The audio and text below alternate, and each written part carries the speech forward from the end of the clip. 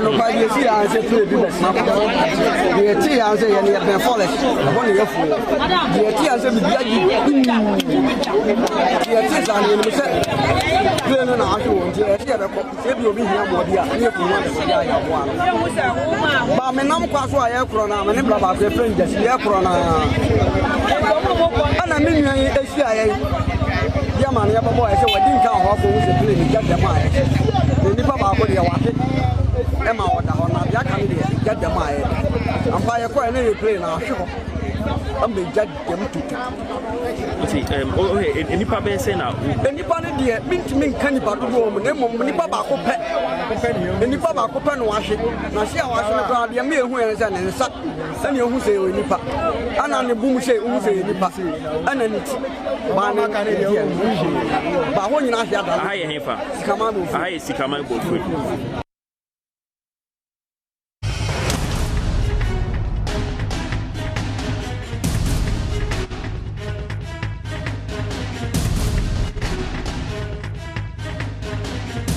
I don't buy the sea and say to the business. The tea and say, and you have been foolish. One year for the tea and say, the tea and you said, clear an argument. If you'll be here, what you are one. But my name was why I cronam and about the friend, just the Akrona. And I mean, Yaman, your boy, so I didn't count how to play the get the mind. The Nipa body, I want it. Emma, what I want, I can't get the mind. I'm by a quite any play now, sure. I'm the judge them to. Any papa say now, anybody dear, mean to me, canny part of Rome, Nipa Baco pet. And Nipa Baco pen wash it. Now see how I should have the mere wheels and suck. And you who say Nipa. And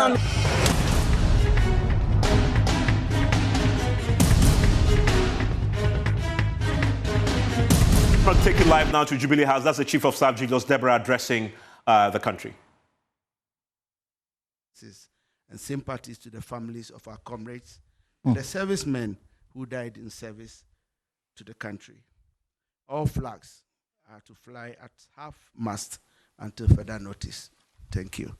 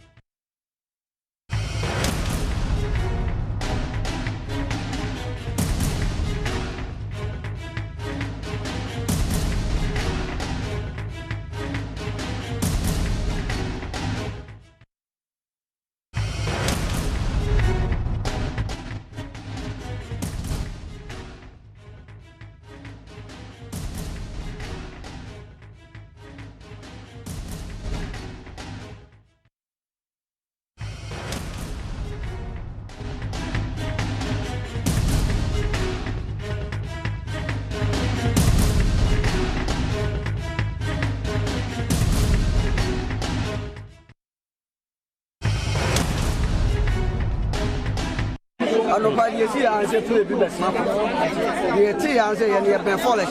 One year for the tea and say, the tea and you said, clear an argument. If you'll be here, what you are one. But my name was why I cronam and about the friend, just the Akrona. And I mean, Yaman, your boy, I said, I didn't count how to play the get the mind. The Nipa body, I want it. Emma, what I want, I can't get the mind. I'm by a quite any play now, sure. I'm the judge them to. Any papa say now. Any part of the mint cannibal room, Nemo Papa Cope, any Papa Cope and wash it. Now see, I was on the ground, the mere who is and sat, and you who say Nipa, and on the boom say who say Nipa, and then it's Bana Canadian. But when you have I have Sikaman, I Sikaman go through.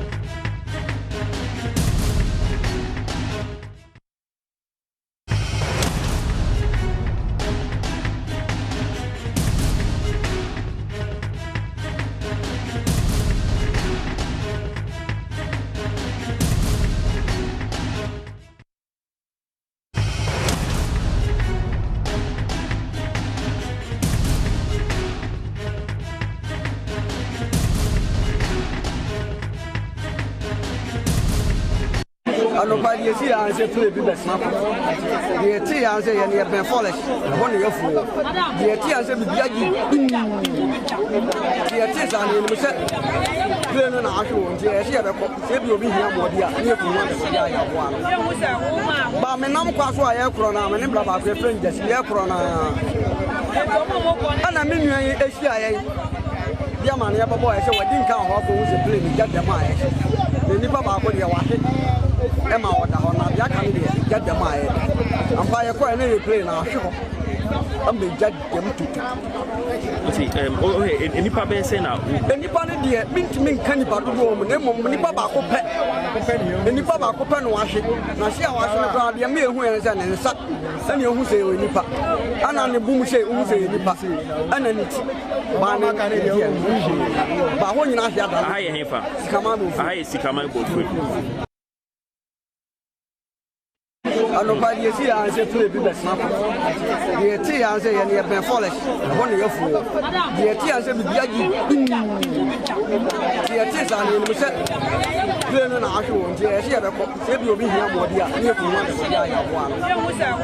Ba me nam kwa so aye kro na me ne bra ba friend just ye kro na.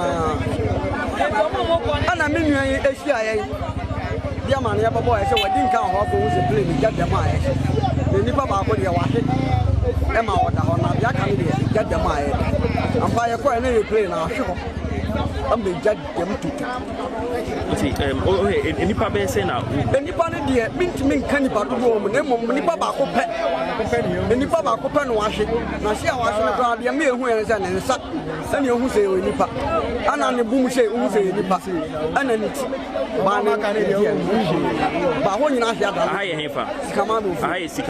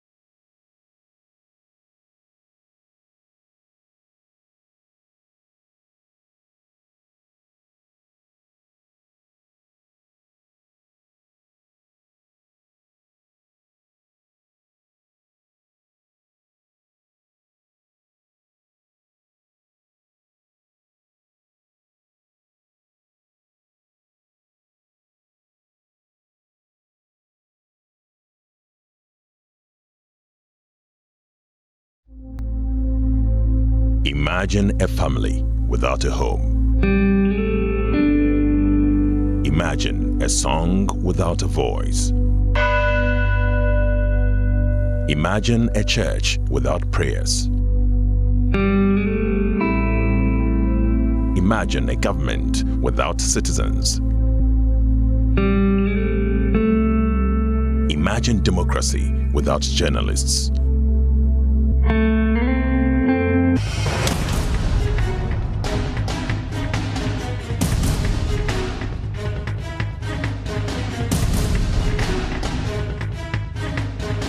Around the Adansi area in Ashanti region.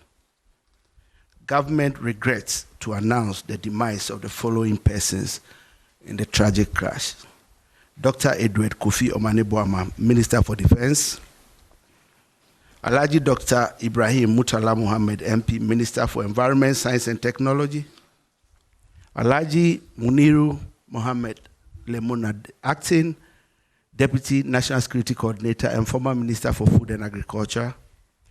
Dr. Samuel Sapon, Vice Chairman of the National Democratic Congress, and Mr. Samuel Abuaji, a former parliamentary candidate.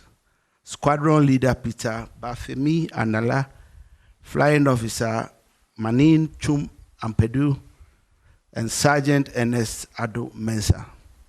The President and government extends our condolences and sympathies to the families of our comrades and the servicemen who died in service to the country. All flags are to fly at half-mast until further notice. Thank you.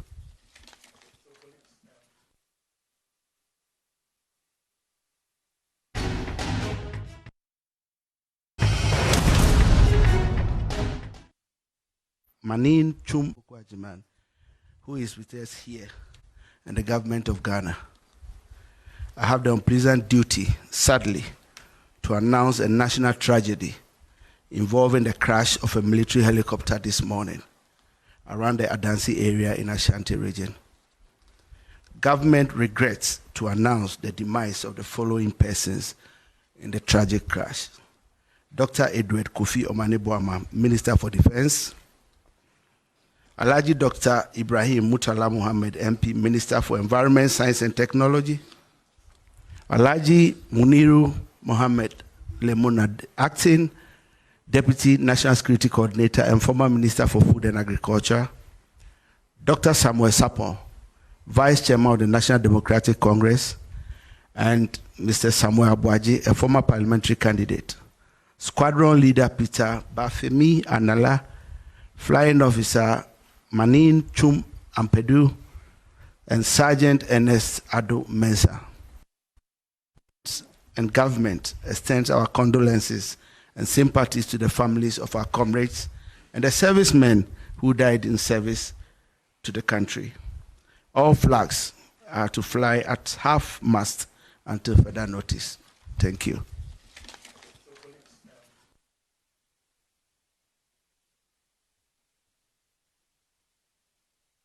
Is the Chief of Staff a short while back confirming the tragic news. Something we've been fearing all afternoon, the death of the Defense Minister, Omane-Boamah, and the Environment Minister, Murtala Muhammad. Both gentlemen together with 6 others have died from the helicopter crash at Adansi. We'll be just been showing you the site of this particular crash. This is indeed a very tragic day in our republic. And I've done this job for 21 years. The only time I have felt the way I'm feeling right now is the 24th July, 2012, when the sitting vice president died. I remember where I was. You do not forget incidents such as this. I remember where I was when the statement came in from the Flagstaff House at the time, confirming the death. If you're just joining us, in a short while back, the Chief of Staff just confirming to us the death of Omane-Boamah, the demise of Omane-Boamah, and also we also know that the Environment Minister was also on board. He's also dead, confirmed. and a host of other and very also Dr. Samuel Sapon, former KMA mayor, and until his demise was the vice chair of the NDC, a very known NDC figure in the Ashanti region. Also, he also passed on. And the NDC parliamentary candidate in the Obuasi West constituency in the last election, Samuel Abuaje, also was among the dead. And of course, the Deputy National Security Coordinator, we are told, was also on this particular flight. Butala Mohammed, as you may be aware, is also the Member of Parliament for Tamale North constituency. Until today was the Environment Science Minister, before he once served as Deputy Trade Minister in the Mahama First Administration. So these are, people who would describe as the were key individuals of the NDC. Dr. Manebuama, for example, the last election, he served as Director of Elections for the NDC, a very close ally of President John Mahama. And it was just a few hours, a few days back, indeed, I was chatting him. We'll talk about it. I want to go to Maxwell now, our presidential correspondent, who is joining us now from Jubilee House. Maxwell, let's go over what we've learned from the Chief of Staff. Yes, Evans, indeed, that confirmation came from the Chief of Staff here at the Presidency just some minutes ago. Let me say that it was a moment that many people feared. It was a confirmation that a lot of people were waiting for news about, this plane crash. They were hoping that there would be a confirmation that it never happened, at all. But unfortunately, the sad confirmation about this plane crash has just been given by the Chief of Staff, Julius Zebra. And indeed, in the auditorium where the announcements, took place, you could actually cut the emotions in the room there with a knife. We had some of the top officials of government, all of them present during that announcement. I spotted Education Minister Haruna Idrisu, and at the time that he was introducing or telling us what the press conference was going to be about, you could hear his voice shake even when, he did the announcement. And indeed, it's a steady stream of people pouring in here at the Jubilee House right now. You can see in a shot right now going is the chairman of the National Democratic Congress, Jensen Nesiedu Nketia, who's just arrived here at the Jubilee House. It's a moment of mourning for everybody here at the Presidency. I can see Presidential Special Aide Joyce Bawa Mukhtari also arriving here. Uncontrollable tears here at the Jubilee House. And even before that briefing by the Chief of Staff, you could see the moment of grief on the faces of everyone present in the auditorium. Present there, we had the Vice President, who was also there in the room. We had Al-Hassan Suhini, ministers like Al-Hassan Suhini was also present, Education Minister, like I mentioned, Haruna Idrisu was also present in the room. Government Communications Minister Felix Kwachufus was also present in that room. He was not the one who did the announcement. We had the Chief of Staff in charge of Deputy Chief of Staff in charge of operations, Stan Dogbe, also there, in that auditorium. So really, when you come here to the Jubilee House, it's a moment of grief. Just hours before we received that confirmation, we saw people moving around on their phone, but you just couldn't tell what exactly was happening. So first, it was the rumors, that started swelling here at the Presidency, with nobody willing, to confirm what had happened. So although we were here, present here at the Jubilee House, at the time when the announcement of the plane crash had happened, some media houses, especially for colleagues who were in the regions, announcing that there was a plane crash, there were colleagues here at the Presidency who are part of the Presidential Press Corps who did not have an idea whatsoever about what had happened. So we were together in the media briefing room when the calls started trickling in from our various newsrooms, calling to confirm the information from us. Indeed, earlier today, we had the Government Accountability Series, and the Minister for Fisheries and Aquaculture Development, Emilia Atta, was the one who addressed that press conference. So the usual routine was for members of the Presidential Press Corps to sit in the media briefing room within their workspaces to work on the audios and videos, to work on the story for publication by their various media houses. But that routine did not continue today. In fact, there was a pool that was supposed to travel together with the president to the central region. So the president was scheduled for had two events today. The National Vaccine Investment Forum, and then which happened at 10 a.m. at the Kempinski Hotel, and then an event at 2 p.m. which is going to take place in the central region.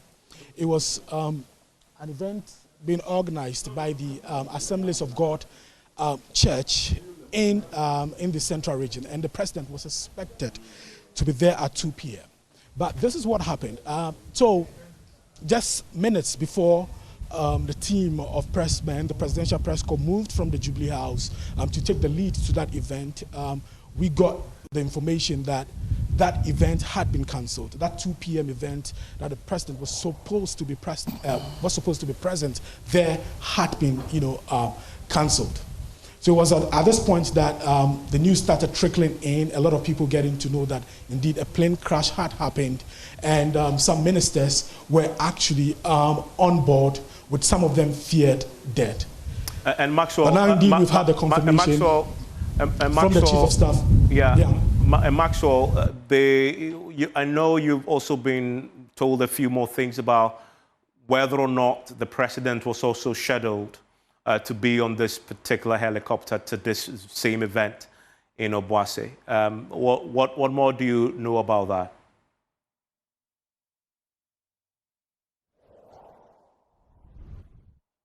Question again. Hello, Maxwell. And I know I can see in your shot there a few more, senior members, either of government or the party, coming to Jubilee House. But I want to quite quickly find out from you, earlier when we were speaking, on the flyer communicating the dignitaries who were expected to be present at the event in Obuasi, the president was himself billed to be there. Have you gathered any additional information whether or not he was also billed to be on this helicopter with the now deceased Defense Minister and Environment Minister? Well, what we've been picking from deep throat sources here at the presidency is that usually when there is an event like that, the president, would have a schedule, and he would have a schedule on whether he will be present, or not. A deep throat source that I've been speaking to seems to suggest that there was a clash. There was a clash of events. That is the 2 p.m. event that I talked about that the president was supposed to be at. That is the Assemblies of God, pastors and pastors' wives of the Assemblies of God Church. That event was supposed to take place in the central region. So that deep throat source that I've been speaking to tells me that, so there was a clash of shadows. That's what that source is telling me. And that source says that, but for that clash, perhaps the president, would have been at the Obuasi, event as well. That is the mining event that was taking place in the Ashanti region. Of course, we've heard the president many times demonstrating his commitment to saying that he's committed to the fight against illegal mining. And indeed, this is an issue that is very dear to his heart. So that deep throat source tells us that, but for that clash of shadows, the president would have been at that event at the Ashanti region. And indeed, a confirmation that we got from that was his picture on that flyer. And I'm sure many have seen that flyer making rounds, on social media. So, but for that event, in the central region, that is the church event in the central region, this source suggests to us that the president would have, taken off, to the Ashanti region for that mining event at Obuasi. Once again, this is information we are gathering from our sources here at the presidency, Evans. But you mentioned that those you saw in the shot earlier, so it was the Sports and Recreation Minister. He was the one working with the Fisheries and Aquaculture Development Minister. He was consoling her. The minister, just about 3 hours ago, took her turn here at the Government Accountability series, but she's had to return here to the presidency because of this sad event that is, that we just received confirmation on. Now, if you move about 100 meters away from where I'm standing, there's a meeting ongoing between top government officials. So the chief of staff, is. Well, I forget somebody go there. The vice president is also in that. Meeting. The military high command is also present. In fact, we saw the chief of defense staff was actually in the auditorium during the announcement of the death and the confirmation of the aircraft. So there's a meeting, going on just about 100 meters away from where I'm standing. All the ministers, all the top government officials who came for the announcement by the chief of staff are still in that meeting. And already I've seen some flags here at the presidency flying at half-mast as directed by the chief of staff, Julius Deborah. And Maxwell, thank you. Maxwell, you stay with us throughout this because, as we know, that is the seat of government. The Commander-in-Chief himself, we know, is there. Flags are flying at half-mast tonight. And because the Commander-in-Chief is expected that sometime later today we may hear from him himself. And whilst Maxwell stays with us, you also see on your screens our team of reporters now are in the Sikaman community. That is a community where the helicopter crashed, and that's what you see there. My colleague Bright is there for us. We'll be getting more first-hand accounts of what really happened with this helicopter that went down, leading to the death of the Defense Minister, Dr. Omane Boamah, Murtala Mohammed, who is Environment Minister, and six others. And let's go to the list now for those listeners who are joining us right now, either on Joy 99.7 FM, but also watching us on the Joy News channel here on the multitude. So, Evans, according to the Chief of Staff, Julius Deborah, these are the confirmed individuals that lost their lives in this crash that we are talking about. The Minister for Defense, Dr. Omane Boamah, who was also the NDC Director of Election, played a key role in the 2024 elections. That's when the NDC win. He was on his way to Obuasi when this happened. Dr. Omane Boamah, the Minister for Defense. There's also Alhaji Dr. Ibrahim Murtala Mohammed, the Member of Parliament for Tamale North and the Minister for Environment, Science and Technology. That's Dr. Alhaji Dr. Ibrahim Murtala Mohammed. Also on the flight, unfortunately, died is Alhaji Miniru Mohammed. Is the acting Deputy National Security Coordinator. He served as Deputy Minister for Food and Agriculture in the Mahama First Administration, but currently, until his demise, was the Deputy National Security Coordinator. There's also Dr. Samuel Sapem. For those in the Ashanti region, you will know him better. Started work as the head of the Serious Fraud Office, now in Yoko. He was the Ashanti Regional Director in charge of Ashanti and Ebono region. During the Mills administration, he became the KMA mayor, and then at some point decided to contest the vice chairmanship of the NDC. He won in the party's last Congress. So until his demise, he was the vice chair of the NDC. Dr. Samuel Sapon, very well known in the Ashanti region. So, and there's also, so Evans, these are the individuals. There's also Samuel Abuaje. He was the NDC parliamentary candidate for the West Constituency in the 2024 elections. These are the civilians who are on board. Now, the Ghana Armed Forces also released the names of individuals who were on board this, doomed aircrafts. And they are Squadron Leader Peter Anala, And then the flying officer, the man who was in charge of the aircraft, is Chum Ampadu, and of course Sergeant Ernest Adumensa. Let me go over the names again. Squadron leader Peter Anala, flying officer Chum Ampadu, and Sergeant Ernest Adumensa. These are the officers of the Ghana Armed Force who were on board together with the 5 individuals. Unfortunately, we are reporting their death this afternoon. They all killed in this crash.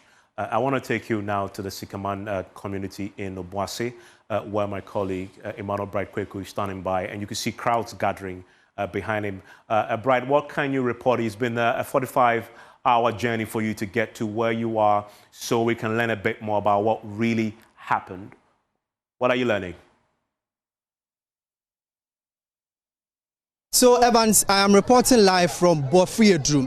Actually, we understand that Sikaman is the adjoining community from here, and so once you get to Sikaman, you now come to Bofuedru, and then we have a pitch forest that is right behind us where the incident happened, and where we are reporting that some government officials, that's the environmental minister and also the defense minister, have been confirmed dead in this particular incident. The plane was heading, or the helicopter was heading for Obuasi. But I have an eyewitness for us. But before that, you can see quite a number of people have gathered. That's the community folks here who have gathered to commiserate with the people. We also have some government officials. I have cited the Kumasi mayor, that's Ejenim Boateng, the Kumasi mayor Kinzoba, he is here, and also I've also cited the deputy national security coordinator for the Ashanti region, Tapsoba, also here. All of them are making frantic efforts to go into the deep forest to ascertain circumstances. And already, as we reported, the Ashanti Regional Minister left the scene. That was the responsive community mining event, and then went and came right here at this community. And so they have taken lead into the forest to ascertain circumstances. But I have this gentleman here with me when the incident happened, and he will tell us what really happened when he went there to see the site. But Okoye no Dennis here and Nanope. Then pay about 9:30 to 10. You were Fumudo. Need to say Punu Eba. It's like Punu say sound in Eba. That's like person at the bandum say BBS.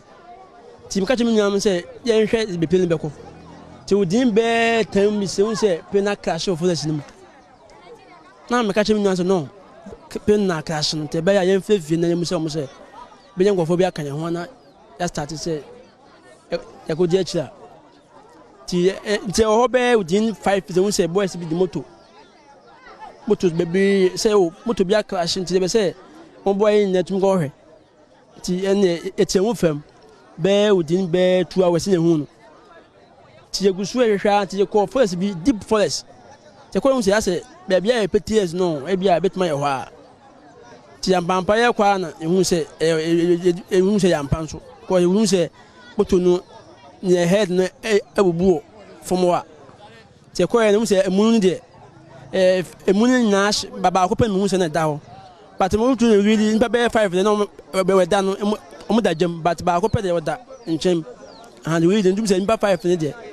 Much of it, but Baba now on Saturday. So as you can see in your shots, that's the Kumasi mayor Kinzuba. He is also trying to go into the forest to ascertain circumstances over there, what really happened in the forest. We'll also be going there to give you our feedback. Continue. Then I see Oko and Nipa saying Dodo saying Edahona normal body na shikra na den. Yeah, me ko en mama otuzo ma shikra na de. Ba ko pe na wa zumi se on de da. And chamber big aqua. But more kinds of muda omujanum amunesh. And because to me fashion no cause for this no anodin.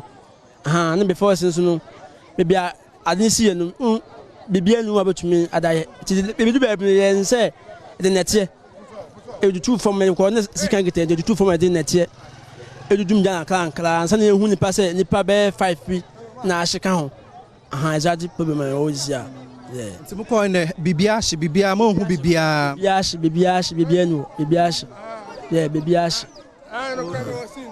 You can say incident ni see you know then I'm ultimate call inside one kasa call you know then I'm ultimate year boy omo de edge omo and then kran am year ultimate call understand say quite far from here say then I'm ultimate call yeah let me can say you say it's noise no because you don't do this a baby I crash our forest nim la because ten crash no I share I don't know mumu train na crash because oh noise na ya na ko one more fie kura te say noise biasi na ya from kwa ya ben ho de na say say to me the following one the kura yes and the guys in the buy na o first na so about guys in the door so no na say na de go hwe ti yeah ti more than 2 hours 3 hours and say you spent 3 hours 2 hours before finding yes bizarre bachan yeah yeah that's what I say odini there okay, sure. And so that's an eyewitness giving us an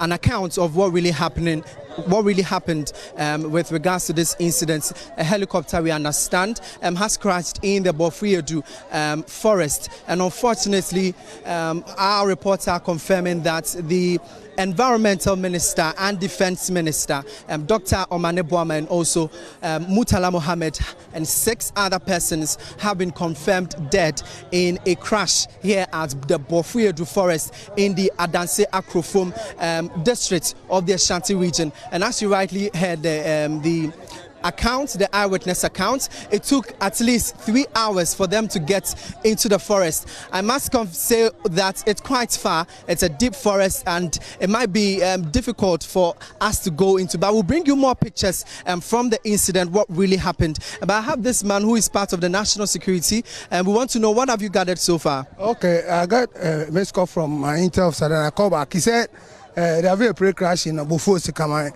and I've sent him. He sent me pictures, and he testified that they have a pre-crash, and those crew on board are not alive. That's what he told me. Okay. So, what time did you get here? Around 10:30, 11. Okay. But have you been able to retrieve the body so far? No. There have been a backup there, so they are going there to retrieve the body. They are now going there to retrieve the body. Okay. All right, sure. Thank you. And so there are frantic efforts underway to really retrieve the bodies that were crashed. We understand that these bodies have been charred from the eyewitness accounts.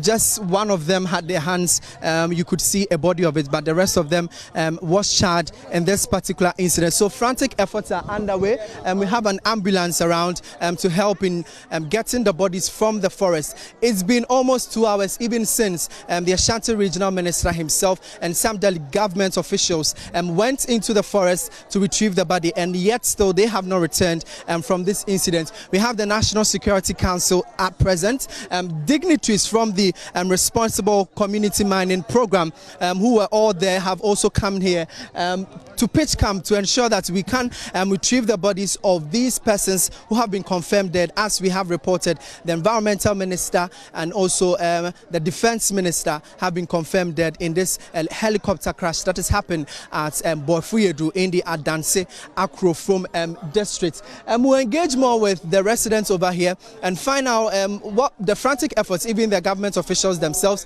whether they've been able to retrieve the body. We'll speak with the Deputy Security Council, National Security Council, Tapsoba, to speak with him whether they have been able to retrieve the body. So, Evans, that is what is currently happening in the community. In fact, for the residents, this is unprecedented, and it's something that they have not witnessed before, that just this morning a helicopter will crash into the forest. And so a lot of them, they were supposed to go for farming, but unfortunately, because the incident has happened, and most of them are back home trying to gauge around and gauge the mood. It's quite a solemn mood, I must confirm, here at Bofriedu Sikaman in the Adansi Akrofuom district. So, Evans, this is what we can report from the scene. Here with us, and I know because you have the deputy, the regional security coordinator there, we can get a fair bit more from him. And the minister himself had left to try and supervise what is going to happen. And what you see on your screens there is all that we know. We are in the community for you. We are Jubilee for you. And Maxwell has been doing a few more interviews, getting us a bit more clarity, but also getting reactions from Jubilee House itself at the seat of government. And we'll get that for you also as in the course of this developing story. You see in your top left corner on your screen there the first images and footage from the forest where the helicopter crashed. The smoldering flames of the helicopter is what you see there. Shots taken by some of the residents who had rushed to the scene in an attempt to try and save lives. As we know now, that obviously turned out to be a fatal one, claiming the lives of the defense minister and environment minister. You see their pictures there in your shot on screen. But this is something that is coming on the day when the government was making a major move to deal with the illegal mining menace. And to think that the first major attempt to launch a major initiative to deal with this claimed the lives of the defense and interior, the defense minister, and also the environment minister. And Elton, is something that Maxwell said that is pretty chilling. That the president himself was billed to be at this particular event. Right. And there's every possibility that he possibly would have also been on this particular helicopter flight to the venue of this event. He was advertised to be there.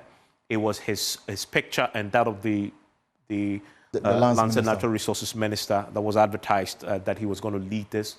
And Maxwell tells us that there was a clash. There was another event in the central region that made it impossible for him to move. And so Omani Boama and Ibrahim Murtala Mohammed took the lead to go to the site, and he didn't go. And that obviously sends chills down your spine when you hear that particular story. It's not surprising that it was the Chief of Staff who addressed the nation to break the news that we've lost the Defense Minister and Ibrahim Murtala Mohammed. But it's a fair expectation to see that the President maybe later today may address the country himself. Our condolences, obviously, to the families of the bereaved. But what we need to do as journalists is try and help you understand this great moment of grief, what has happened, but also to get clarity from government as to how they plan to move forward on the back of this terrible incident in Obuasi, in the thick forest there in Sikaman. And if you're just joining us right now, a total of 8 people. 8 individuals, 3 military officers and 5 civilians. Exactly. Including 2 sitting cabinet ministers. Cabinet ministers, and this is the defense minister we were talking about, and environment minister who are passed. And Elting, I must say this. It was just 2 days ago, I was talking to Omani Boama, and I spoken to him. Why? Because I was trying to convince him to allow us to embed with the military that the president had deployed to Boku. And I was convincing him about it because I thought for transparency, it would be good to have a reporter with a camera with a team. We see that happen elsewhere in the world where the military is deployed and you have a journalist with them covering what they are doing. It's such a major operation like that. It would have been useful to have it. And I was talking to him about it. He seemed very open about the idea. And you will notice, Elting, that we subsequently, last few days, we've seen that the military have been speaking. Right. We have the military spokesperson who has been talking to us. He wanted to bring transparency to the military. He didn't want the military to be a closed book. And he had given the instructions for the military to engage on what they were doing. And I remember him calling me subsequent to my call to him. This is just two days ago, when we had the military spokesperson on our network talking. He called me agitated that we are asking too many questions of her because, again, he also wanted to balance the information just enough. And there's a lot more that we can talk about. This fine gentleman called Omani Boama and, of course, Murtala Mohammed that we've all engaged. Okay. And Maxwell is back live with us, and we can see many more dignitaries coming in. Maxwell, what more can you talk to us about?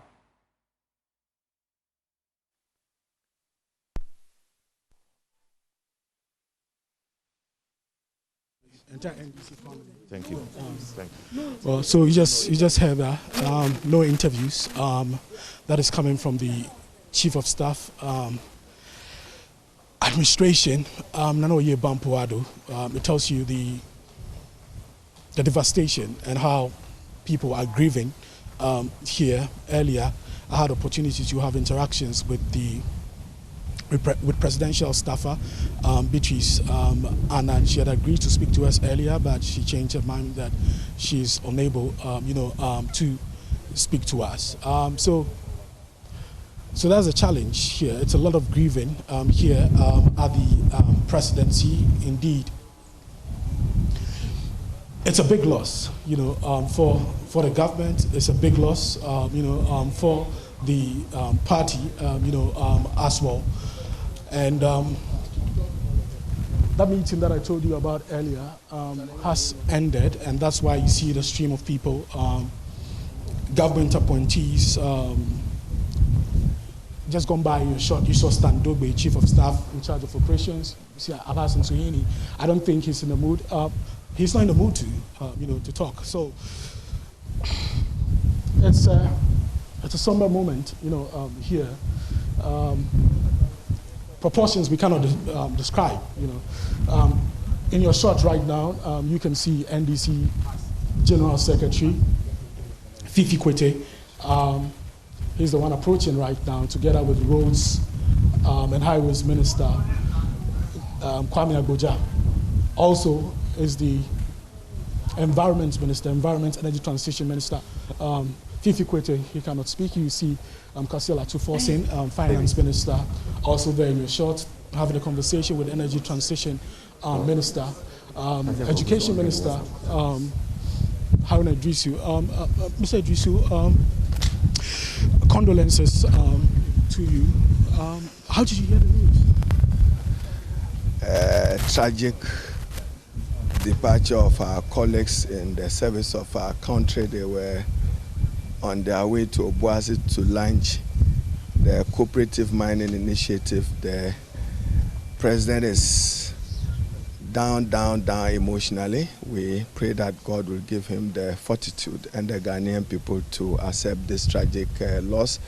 Excellency, the Vice President, Professor J. Nana, is now leading a government delegation to formally, but albeit with difficulty, go and convey the sad passing of our colleagues, Dr. Omani Buama, Dr. Mutala Muhammad Al-Haji Limuna, Al-Haji Mutala Muhammad, and comrades Sapong. So the Vice President have constituted a team, one led by Julius Debra, National Chairman to Koforidua, supported by the Army Commander, and the other team will visit the two other families, and a family will visit Takoradi tomorrow. Do accept our sympathies and condolences. Very difficult moments for all of us. Okay. Thank you. So you just have the Education Minister, Haruna Idrisu, like you heard, they're going to formally inform the family of the Defense Minister, Dr. Omani Buama, about the unfortunate incident. So the delegation that came here, the delegation made up of top government appointees, ministers, deputy ministers, presidential staffers, all of them are filing out at this point,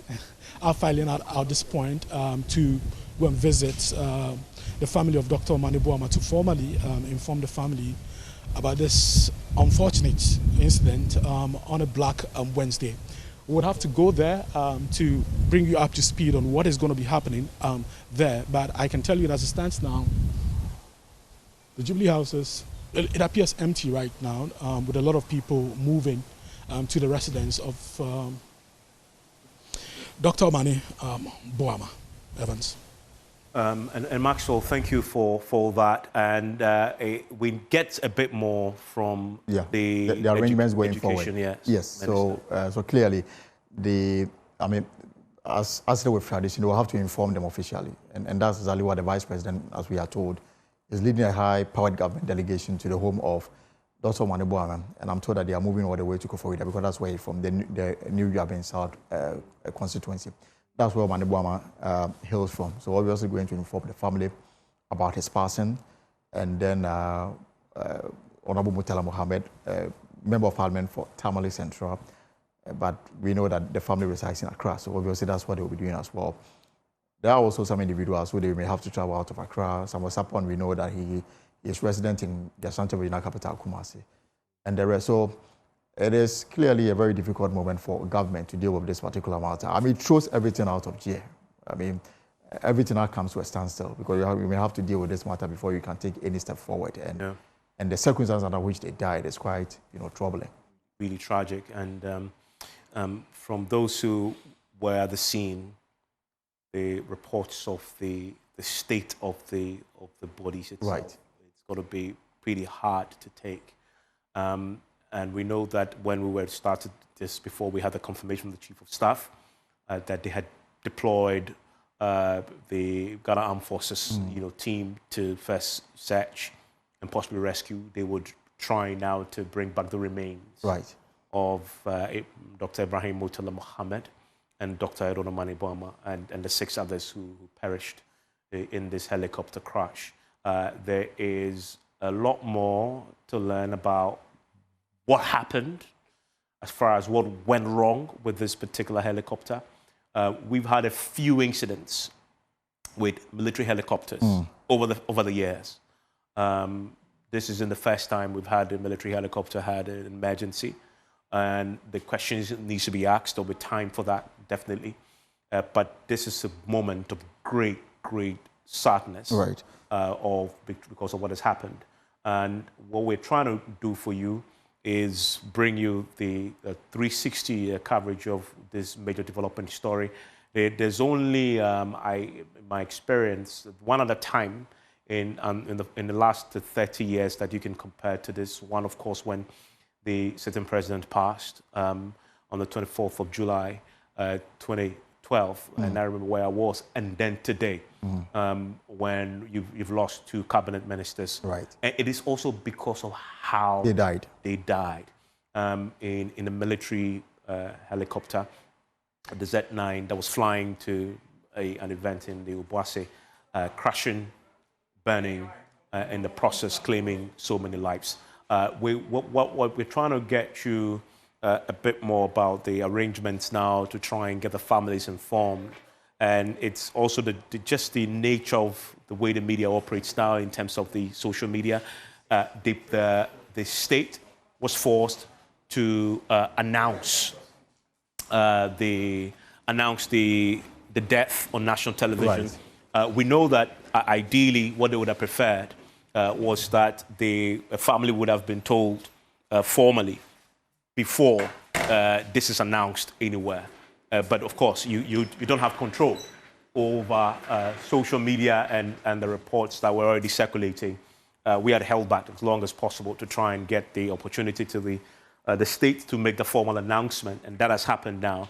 Now, as we've just learned exclusively from the education minister, he's told us that there is a delegation now that has now been sent to the family of both Dr. Adansi Akrofuom, Dr. Ibrahim Murtala, to inform the family formally of their passing.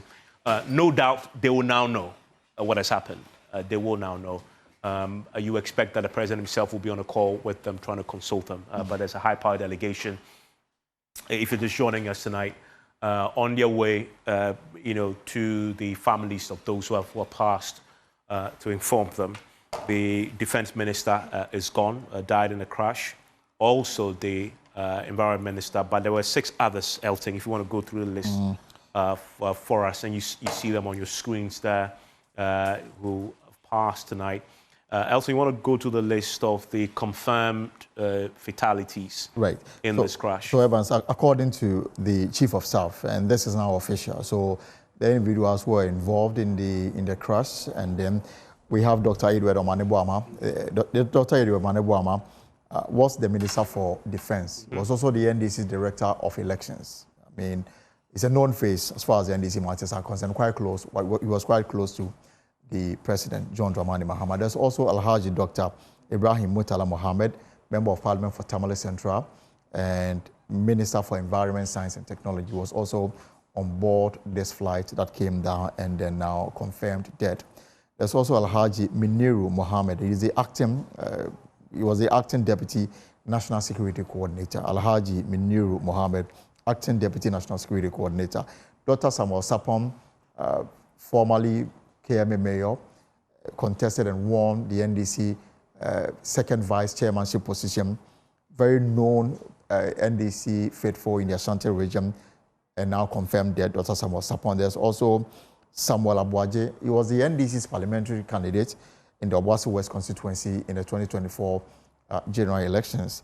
There are also military officers who have also been confirmed dead in this tragic incident. Squadron leader Peter Anala, the flying officer Chum Ampedu, and then of course Sergeant Ernest Edu Mensah. These are the 3 military officers who were on board. They operated this aircraft together with the 5 civilians who were also on board. Now we are reporting their deaths. About 2 hours ago, they thought they were on their way to Obuasi to launch this community mining concept. But as we are reporting this afternoon, all of them have been confirmed dead. And the president has instructed that all flags to fly at half-mast in memory of them. And as you may be aware, according to the Education Minister Haruna Idrisu, the Vice President is leading the delegation first to the home of Dr. Adrian Amanebo Amadi on their way to Koforidua, the Eastern Regional Capital, to inform the family officially. And I just want to believe that because of social media and the way media travel these days, they're already aware of the problem. They have heard it in the media. And then when they are done, they also make a trip to the home of Alhaji Mutala Mohammed to inform the family. They hope to also go to the home of every individual who was involved in this doomsday flight by the Ghana Armed Forces to officially inform them. Subsequent announcement will be made later. That's what we have been told. So it is something that the whole country is coming to terms with. Everything obviously has come to a standstill. I had advertised an engagement with Kwabena Japan.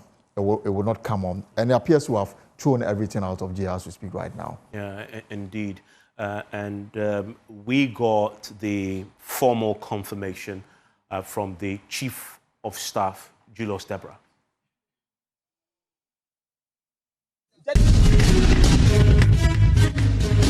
Around the Adansi area in Ashanti region. Government regrets to announce the demise of the following persons in the tragic crash. Dr. Kofi Omaneboama, Minister for Defense. Alhaji Dr. Ibrahim Mutala Muhammad, MP, Minister for Environment, Science and Technology. Alhaji Muniru Mohammed Lemonad, Acting Deputy National Security Coordinator and former Minister for Food and Agriculture. Dr. Samuel Sapon, Vice Chairman of the National Democratic Congress. And Mr. Samuel Abuaje, a former parliamentary candidate. Squadron Leader Peter Bafemi Anala, Flying Officer Manin Chum Ampedu, and Sergeant Ernest Ado Mensah. The President and government extends our condolences and sympathies to the families of our comrades and the servicemen who died in service to the country.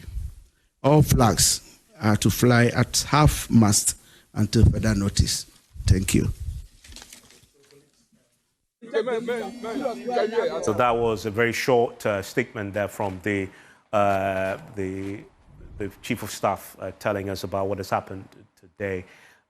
It was short because, indeed, there's very little else you can say. So if you're just joining us, what happened? What do we know so far? We know from the Ghana Armed Forces itself that as at 9:12 a.m. this morning, the helicopter Z9 took off from Accra, headed to Obuasi for that illegal mining initiative, the launch of the illegal mining initiative. On board the flight were 3 crew members and 5 passengers. And Elton, now we know the identities of the 8 in question. Now, shortly after takeoff, they were monitoring the helicopter on our radar. I'm talking about the Ghana Armed Forces radar, had it locked on, and they were monitoring it as he made his way to Obuasi. But then something happened. They lost the helicopter on the radar. They all of a sudden didn't see the helicopter on the radar. That obviously raised alarm bells. We know that the military obviously then began to figure out what was happening. They also then confirmed in the statement that was issued that they were attempting to establish contact with this particular helicopter. We now know that helicopter crashed in the thick forest there in Sikaman. And we will show you the Google Earth so that you can appreciate how heavily forested the area is. And that also explains the video that you've seen on your screen there, the shots that you have there on your top left and right corners. You see this is heavily forested area indeed. And that's where the helicopter went down, claiming the lives of a total of 8 people. The 2 cabinet ministers and 6 others you see on your screens, Omani Bama and Murtala Mohammed, all perished in this particular tragic incident. Now, there's a few things we know about this helicopter. And this helicopter has been in the service of the Ghana Armed Forces for quite some time. In fact, I've seen the reports of John Mahama himself commissioning some of the helicopters. Yes. At the time when the last time he was in office. If I'm not mistaken, this must have been 2015. Yes, 2015. 2015. He had commissioned some of these helicopters, but the first times we had purchased the helicopters, and so we don't know how many the Ghana Armed Forces have in their fleet. But it started somewhere in the early 2010s, and then in 2015 there was more. The Chinese had given us some at the time that the John Mahama had done this event to adore the Z9 helicopters. Now, the helicopters, we know they are pretty versatile utility helicopters. Now, the questions are now being asked about were they properly maintained by the Ghana Armed Forces. We'll ask that question and we'll get some clarity later on. But a few things that we know. This helicopter in question and the several others that the Ghana Armed Forces have, they've used them for several duties within the territory, mainly for services on offshore. The Navy Ghana Armed Forces together would have used it to ensure that their offshore assets are intact. So you would have noticed that it was in service of the Ghana Gas used it. A lot of the offshore operators would have also relied on this for monitoring and etc. But it's built to be a bit robust. Harbin Z9 is what is formally called. Right. And the questions about what really happened to this is something that we would obviously know. And I'm pretty sure within the military circles right now, of course, there's grief, but questions are now being asked, and a team will be establishing what really happened. We'll try and also understand from the technical experts, can the helicopter's black box be recovered? So we understand what happened in the final hours of the crash, what may have caused this. It takes a long time to investigate crashes such as this, but this is something that's going to be top of the list of the Ghana Armed Forces trying to establish, because they've also lost men here. They have, and they need to know why. Get to the bottom of this. I wonder, I mean, this is a helicopter. Obviously, I'm sure they probably also have the black box and stuff like that. So a few minutes leading up to the crash, you understand what may have gone on in the aircraft. But this is something that is quite tragic as the nation comes to terms with it. So what we are picking is that the Vice President going in the company of media personnel, so we will bring him live visuals from the home of Dr. Omani Bama and, of course, Murtala Mohammed. And then as the Vice President is leading the government delegation to go and inform the families of the incident. And then, obviously, President Mahama, as told by the Education Minister, is devastated. Everything is on, if you like, on standby now as we mourn these individuals. 8 of them together with the crew. And again, as we just joining us and learning of this tragic news, we're learning a lot more as this all unfolds.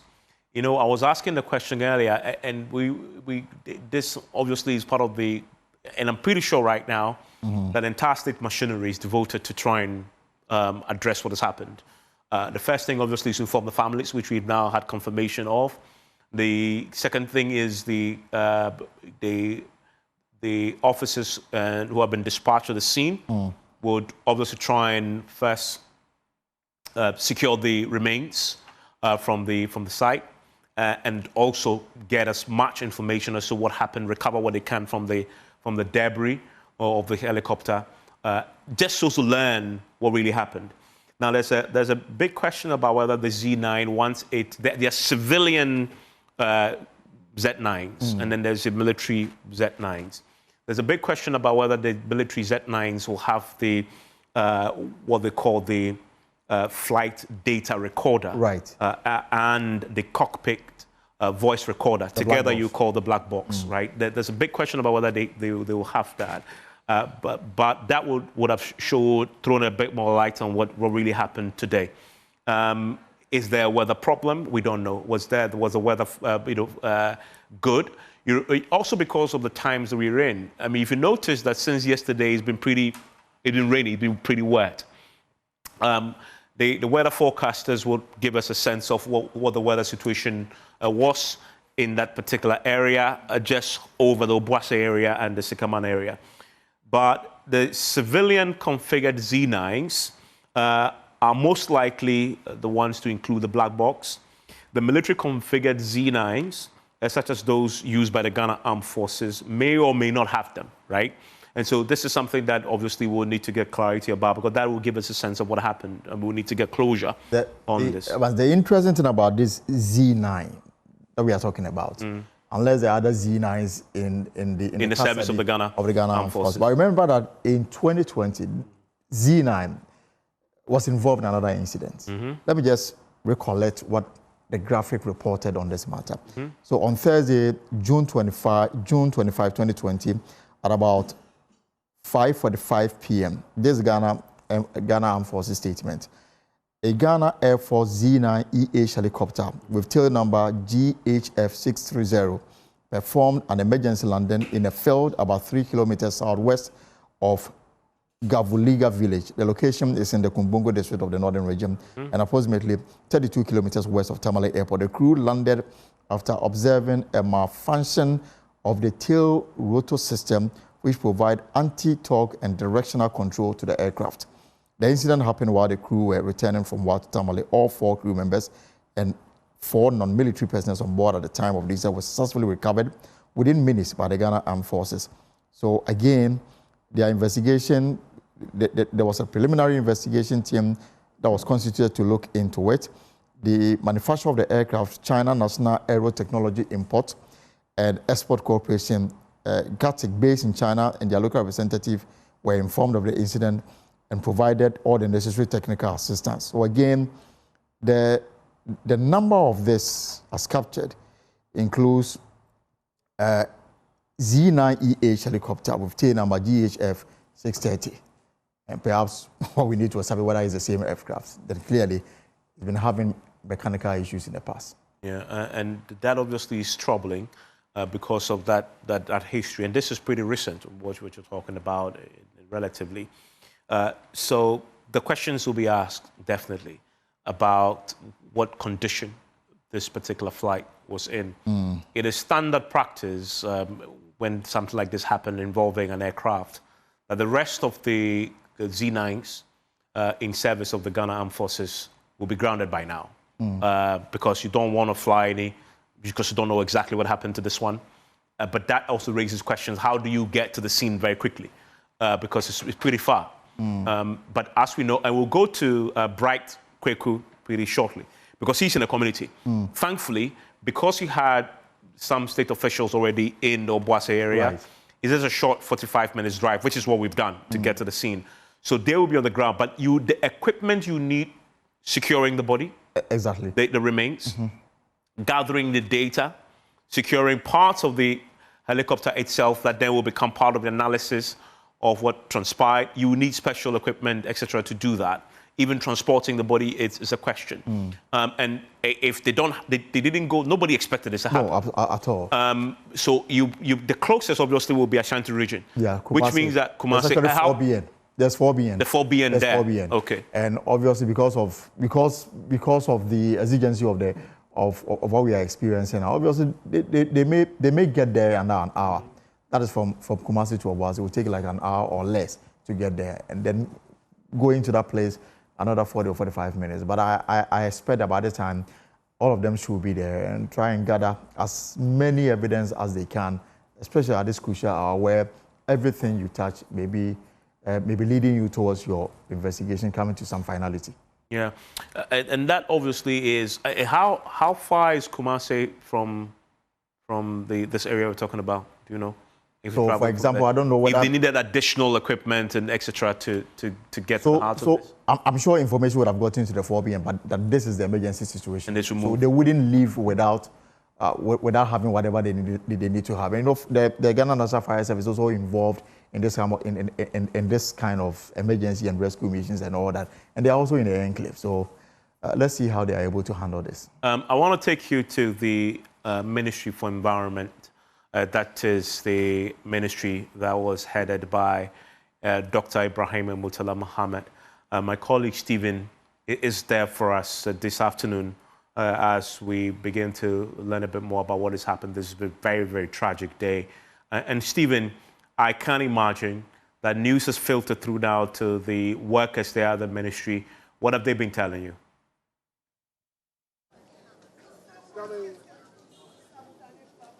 Well, Evans, the mood here is no different. They are really stricken by the heartbreaking news of the demise of the Minister for Environment, Science and Technology. What we've gathered so far is that agencies under the ministry are trooping in, most of them from the EPA and other agencies, trooping in to understand and to get to terms with the demise of the minister. They have declined to speak yet. We also understand that they are currently going into a meeting to collaborate, to understand what's going on and how to go further after the demise. See behind you, in your top right corner, that the flag, the Ghana flag that was there, is now being repositioned to fly at half-mast. And that, again, is to implement the directive by the President of the Chief of Staff. Stephen, that is accurate, is it?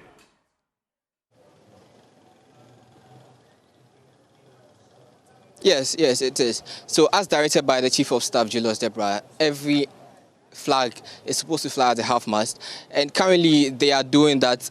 It's going to go at a half-mast. We tried speaking to some of the people, the top officials here, and they say they will decline to speak.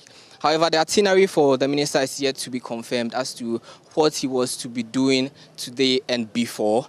Also, we also understand that he was really affable as expected, because when we got here, we noticed some people crying, moments of grief for most of the people here. People from other agencies trooping here were really stricken by the demise of the minister. And you can see in your shot there grief-stricken members of the public who have thronged the Environment Ministry there. Stephen, and that is what you can see there in your shot up on the roof. They are now trying to fix the flag. Yes, and it must fly at half-mast, which means that before now, it was at full mast, right? Shortly after they got the word from the Chief of Staff, right. They obviously have to reposition that immediately. We seeing people who look pretty grief-stricken at the scene there at the Environment Ministry. And it shows you how quickly the information has to spread, but also the entire state machinery right now will be moving to deal with what has happened. Because there are protocols in place for this. If it's a half-mast, it's a half-mast. Everybody else must fly that. It must be enforced. That is something that we're going to be seeing across all ministries. You're going to be going to the Defense Ministry pretty shortly. For you also to get a sense of what is happening there. But you can see people there who, some of them may have booked appointments today with Ibrahim Murtala Mohammed, and it's not going to happen. And this is a very short flight to Obuasi and back. And that is what you can see in your shot there. They're trying. And I'm going to pause now so we can watch this flag hoisted, flying at half-mast at the Environment Ministry.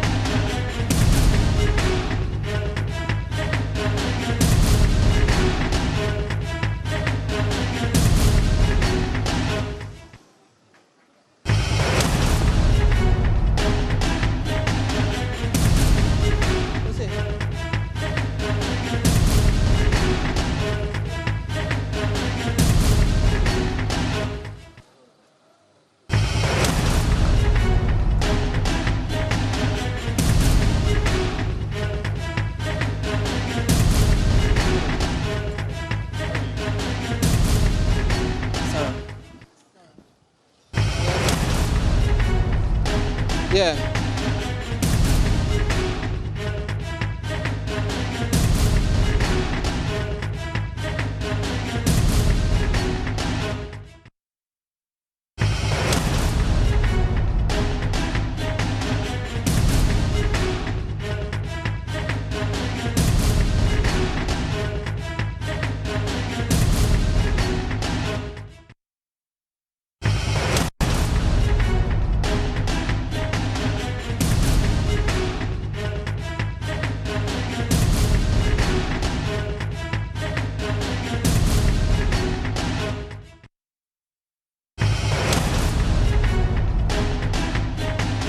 Environment Ministry for you, and it's just quite touching, Elting, to watch the flag.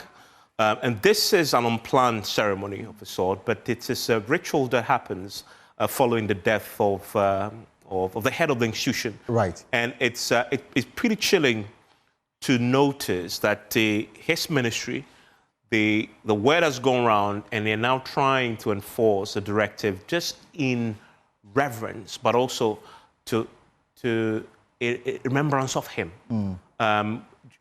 He possibly may have gone to the office today, possibly was there yesterday, and everybody else in the ministry right now, now seeing this flag being hoisted, the Ghana flag, obviously, and he was working in service of his country, Ibrahim Murtala Mohammed, and he had passed tonight, and obviously that is the first indication when you get to the ministry that something is wrong, when you see the flag flying at half-mast. And there's a whole ceremony around when somebody has passed and you're now putting a flag in position to fly at half-mast. That is the respect you want to give to the departed. Right. And that is why that scene there is such a powerful scene to behold this happen live before our eyes at the Environment Ministry, where they're now trying to pull the flags to fly at half-mast. And this is something will be all over for you at the Environment Ministry, but also we'll be going to the Ministry of the Defense Ministry pretty short. In fact, also happening now is the Ashanti Regional Secretariat of the NDC. Remember, Samuel Sapon, a known NDC figure in the region. He was also among those who died in the accident. And my colleague Wahimin Tebia is there for joining us. We'll be crossing over to Ashanti Regional Secretariat of the NDC soon to bring you what is happening there. But what you are watching right now is obviously the conference room of the Ministry of Environment, Science and Technology. You heard my colleague say that the sector heads are meeting to discuss matters going forward. But I'll be taking you back to the Ashanti Regional Capital, Kumasi, where Ohemen Teria is at the NDC Party Secretariat to also speak to party folks, especially about the tragic incidents and possibly what they will have to say regarding the statesman that we've lost today. Yeah, indeed, and it's just tragic to watch. The body language of everybody else in that room there at the Environment Ministry says it all. And nobody woke up this morning thinking they'll come to work to hear the news that their sector minister had passed. Not just an ordinary death. This is a tragic loss, just because of the way it happened in a helicopter crash. And you can imagine that those who were involved in trying to now reposition the flag, it is not an easy task to do that in honor of a man that you served, you possibly have met a few hours back or a few days back, and now he's gone. That is a live shot for you from the Environment Ministry there, just watching on in the conference room where workers have gathered at the Environment Ministry, waiting to be briefed on what has happened. And this is important. Either you have the Deputy Minister coming or you have the Chief Director coming to brief everybody. Yes, they would have watched us. They would have watched the Chief of Staff announce it, but they would need a briefing of a sort, to come to grips with what has happened. I want to take you to the constituency, the Ibrahim Murtala constituency. This is the Tamale Central constituency in the northern region, where my colleague Martina Bugri is standing by for us. And Martina, I can imagine that news has filtered through this constituency already. What are people telling you on this very tragic of days? Yes, so we are currently at Changley, one of the popular bays of the MP, where some youth have gathered. They are talking about what has just happened, the news that has just broken. Most of them look very sad. Visibly, you can see the constituency is unusually very quiet, not like the bubbling Changley that we know that life goes on very, within this time of the day, the place is always very active. But today, it's virtually empty. People are locked in their rooms. And just a few people, when you go through the streets of Changley, you will find. And so we're going to speak to some of the youth who are gathered here on what they remember of the Member of Parliament for Tamale Central. Hello, good afternoon, welcome to join us. How did you receive the news? Good afternoon. Well, I received the news through a friend. I was on the bike when I saw his call. So when I saw it, usually when I write, I don't pick calls. So he called and I didn't answer, so he called again. So I packed and answered the call. Then he put the news to me about it. When you received the news, how did you feel and what would be the fun memories you remember of your end? Yeah, I thought very, very tragic and heartbreaking. Our hearts are really very heavy because a great tree has fallen, not only for Ghanaians or not only for his constituents, but for the whole Ghana, because those are great leaders and people we look up to. They are like father figures to us. Yes. So that's how we thought. And what we miss about him is the work he has been doing, his advice, his moral talks to us, and the projects he's bringing into the constituency. Because if you compare his constituency now, this area now, to maybe 8 years ago, see a massive change.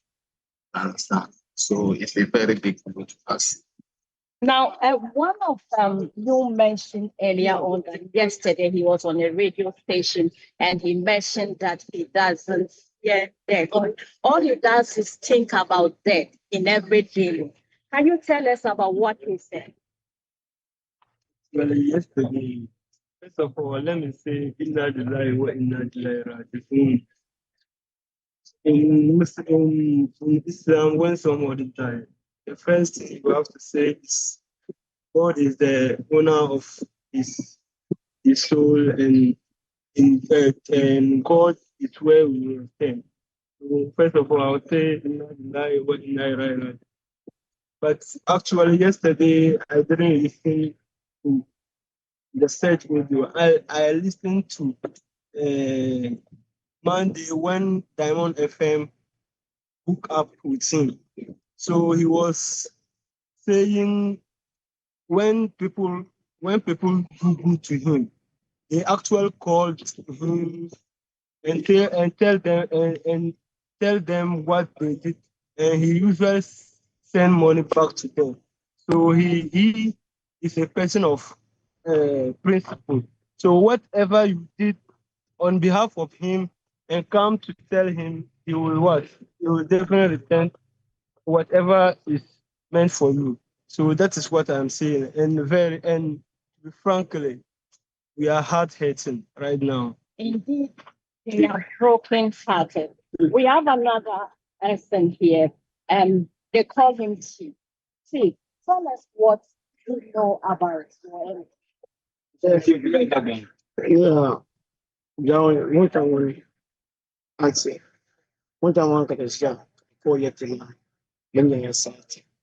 yes, set ma. So now down.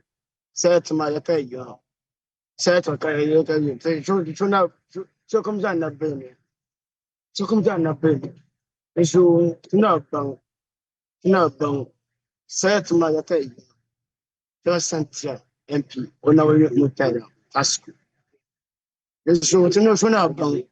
Yes, and there are young boy when you're sent. So now down. Say to my tell now. Well, what he's saying is that he went to jump another area in the metropolis when he heard of the plane crash. They do not know where the accident is coming from, but what they do know is everything is in the hands of God.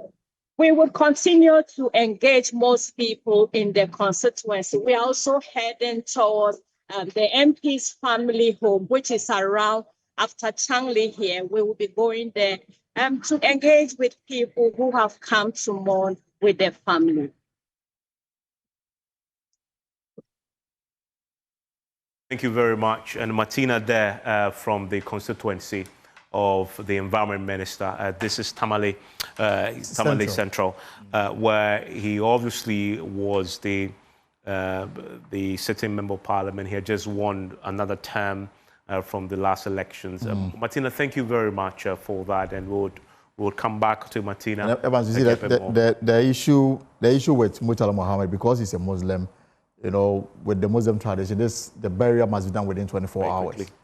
Very quickly, indeed. So that is what we're learning from his constituency. We saw at his ministry, we've been to his constituency. We have Bright Kweku in the community where this happened, the Sikaman area. To be specific, I think he says he's in Brofoedu, which is the adjoining community to the Sikaman, where I think the crash actually happened. But this is a forested area, right? And we know we're getting there so that we can get you the live feed from the actual crash site, because it's pretty difficult to reach. But we need to get that for you here on your Joy News channel. And I know many of you have joined us Sunday on Joy 99.7 FM. Also here on the Joy News channel and across our many social media platforms. And indeed, I want to take you to the Ashanti region, where my colleague Ohemin Teria is at the NDC headquarters there at the Ashanti region. Ohemin, you have been working your sources too. You are now at the MPP Ashanti regional NDC Ashanti regional headquarters in the Ashanti region. I can imagine that it's a pretty somber mood around where you are. What have you been told? Yes, Evans, for the NDC sympathizers in the Ashanti region, they least expected that two of their key party leaders could be involved in this accident, though the facts assume that yes, an incident has happened, an accident has occurred, but they least expected that Dr. Samuel Sapong, one-time Kumasi mayor, regional minister, and then the central regional minister could be involved in this accident. Many have been singing, crying his name out because of his benevolence to these people. So a few people gathered here at the NDC regional headquarters, and all the things that they have been saying, the names on their lips is Dr. Samuel Sapong, a man they described as Okunikom, somebody who helped fight hunger among the party faithful in the region. I have the Deputy Communication Officer of the NDC for the Nshieso constituency here.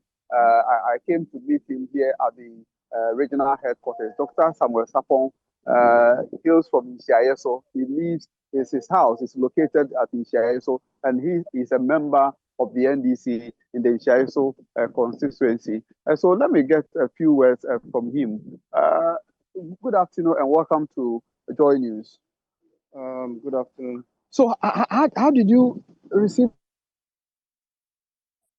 It was something I never thought to happen, but let's say that it has happened.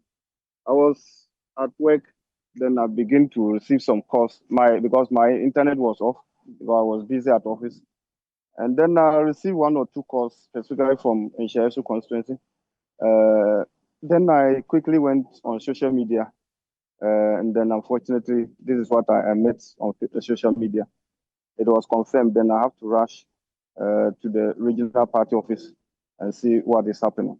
Dr. Samuel Sapon, for instance, is from Ishesu constituency, the father of the constituency, a former regional minister, former KMA boss.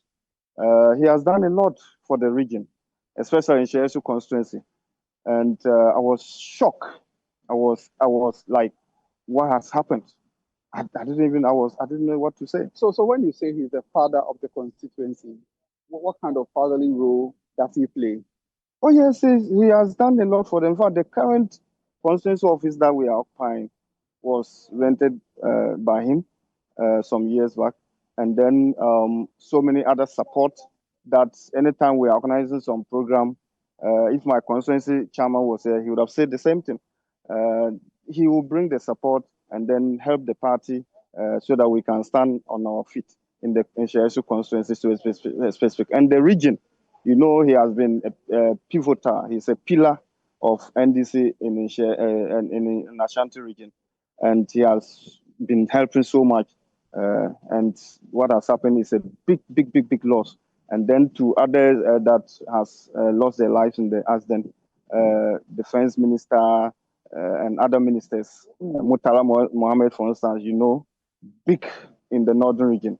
So it's a big blow to Ghana and then especially to NDC party. So how did you ride to this place? Because I know before we went on there, you told me you don't live around this vicinity. Yeah. So how did you decide to come here?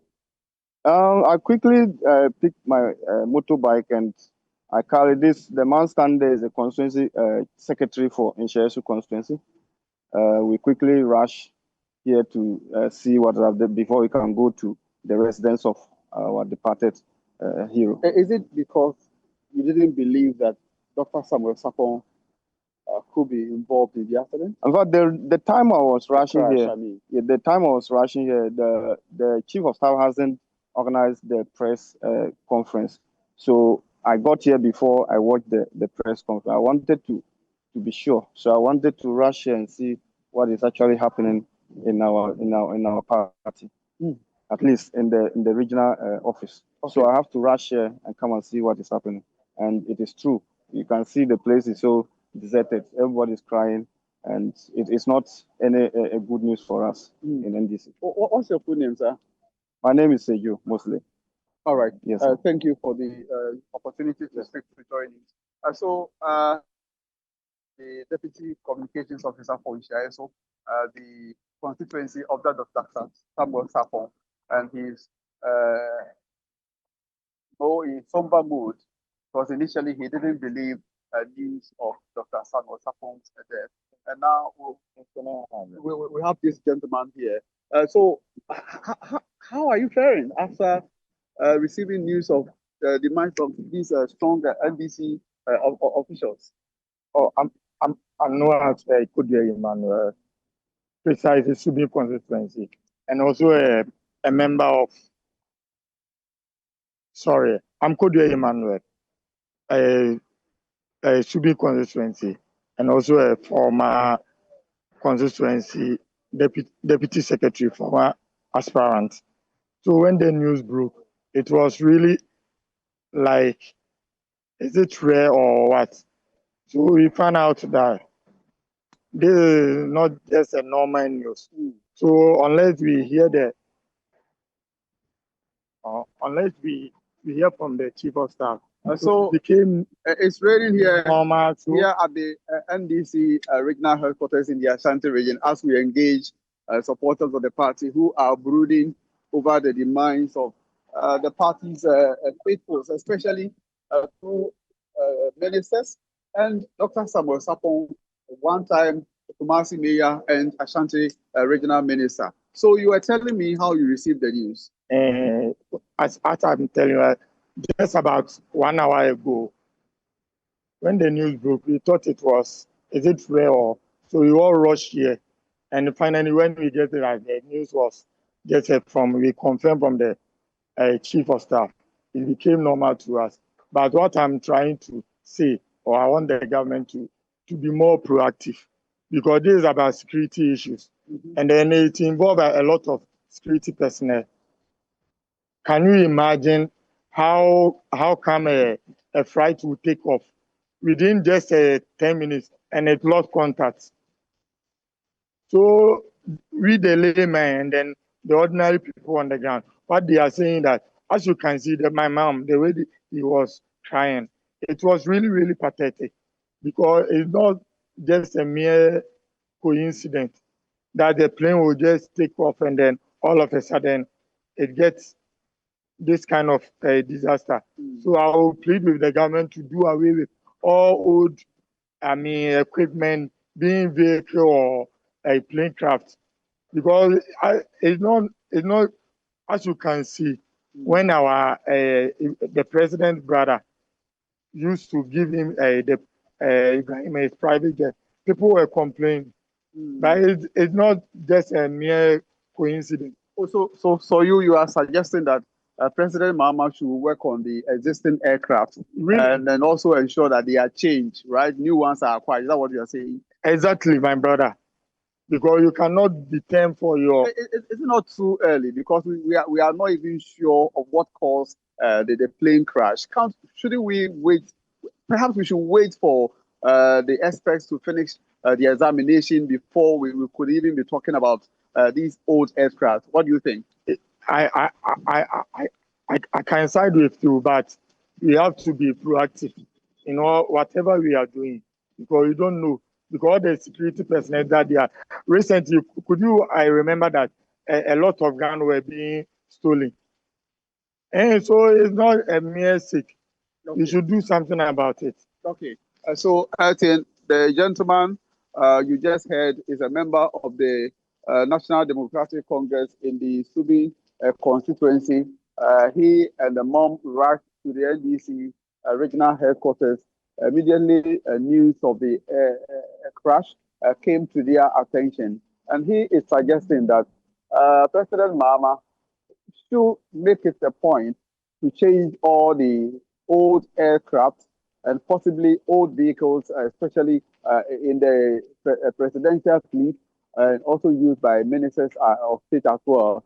So here in the NDC regional office, it's been raining, but I could see few of the supporters still walking towards this direction, perhaps to understand what actually happened and to get first-hand information. From here, we'll move to Ishaiso constituency proper and also gauge the mood in that constituency, I think. Colleague reporting live from the Ashanti Regional Secretariat of the NDC. And the reason this is important is because Samuel Sapon once served as a KMA mayor, Ashanti Regional Minister. He actually set up formerly Serious Fraud Office, now Iyoko. He was the first regional manager for the Ashanti and the Bono region before he entered politics, became KMA mayor and then Ashanti Regional Minister. A key figure as far as the NDC activities in the Ashanti region is concerned. For that reason, party folks obviously are saddened by the demise of us. And we can say that as we speak tonight, we are in the homes of both Omani Bama and Mutala Mohammed. We're going to be bringing you that feed pretty shortly because my colleague, Kwekwa Asante, is there. The vice president has been to the home of Omani Bama here in Accra. They're going to go to the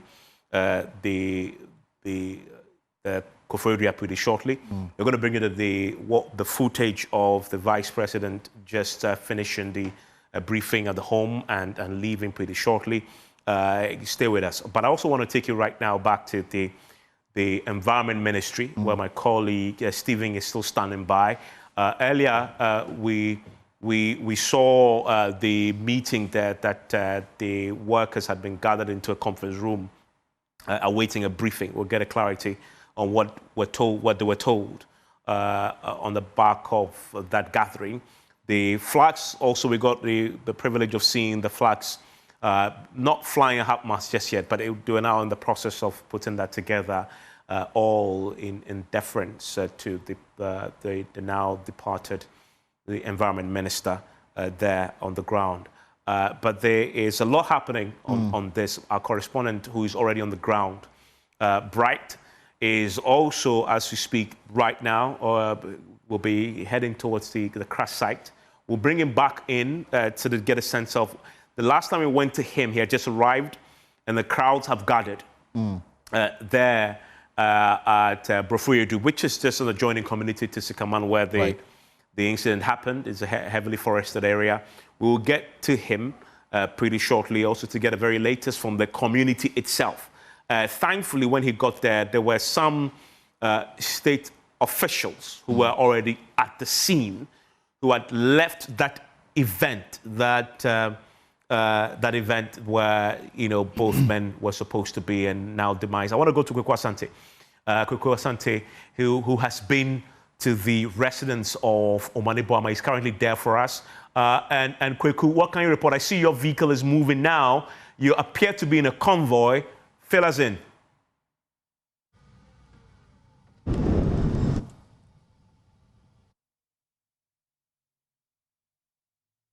Okay, so that convoy that you see there, from what I know is happening, is okay. Hello, Kweku. Technology in the person of Honorable Murtala Ibrahim Mohammed. They went in there to a meeting together with the family of the former MP and minister who has just passed on. They did speak quite briefly. We understand the convoy is currently going to the house of the former defense minister in the person of Honorable Dr. Eduardo Mane Boama, who was also tragically, whose life was also tragically lost in this very tragic incident. And so the Vice President himself leading the government delegations that is officially informing the family of these persons who have lost their life in the line of duty. And it's been closed doors meeting. Journalists have not been allowed into these very grievous meetings where the families have been discussing the specifics of this.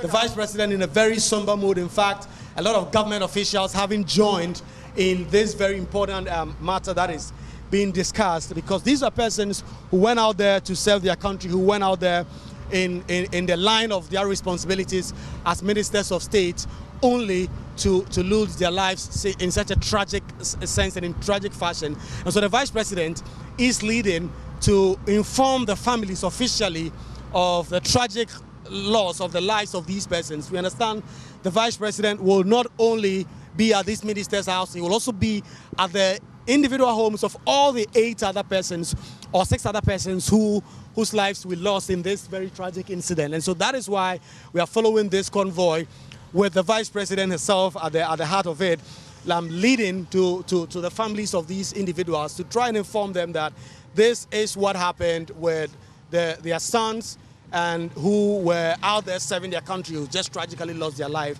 We can confirm that the first home that the Vice President has visited has been the home of the Minister for Environment, Science and Technology in the person of Honorable Murtala Ibrahim Mohammed. The family received the Vice President, spoke to her. The Vice President actually officially informed them that this is specifically what had happened.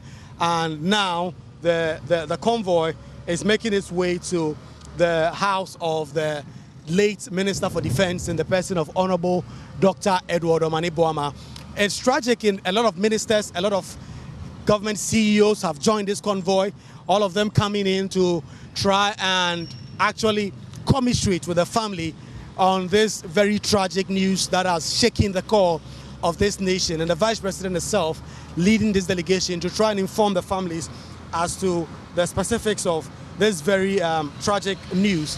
And then we will get to know later on what exactly the arrangement is going to be. We know that Ibrahim Murtala Mohammed is a Muslim, a very devout one at that. And so as soon as there's clearance with regards to investigation and autopsy and other things, if the state will be minded to do anything of that sort, there will be a burial, perhaps tomorrow, as soon as practicable.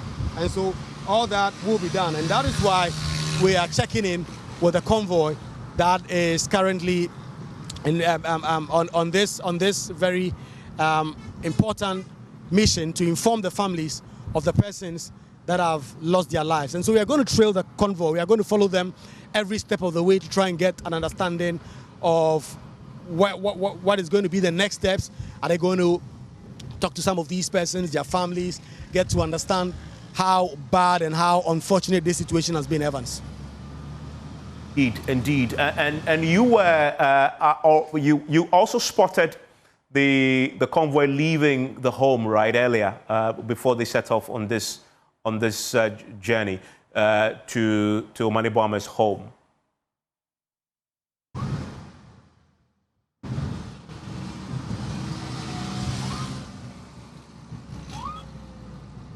Okay, we're going to stay with this feed because we don't want you to miss a thing as far as this unfolding story is concerned. We are in the convoy with the vice president right now, heading towards the various homes of the eight people in all who perished, 2 cabinet ministers and senior officers, you know, both in the party but also national security apparatus, and then the crew, the 3 crew members, 2 pilots and another crew member who were all affected by this.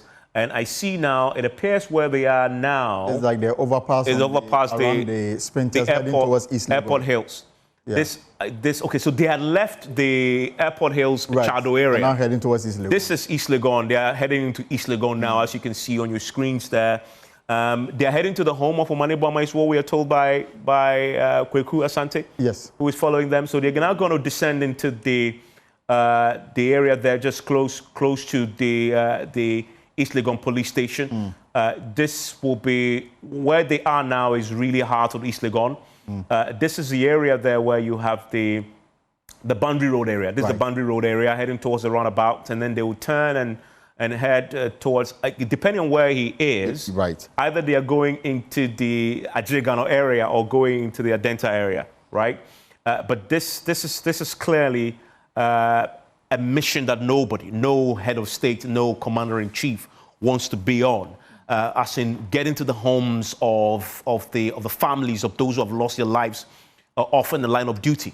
And you notice that when the chief of staff was speaking, he said they lost their lives in the line of duty because the defense minister obviously is the chief political officer who leads the military.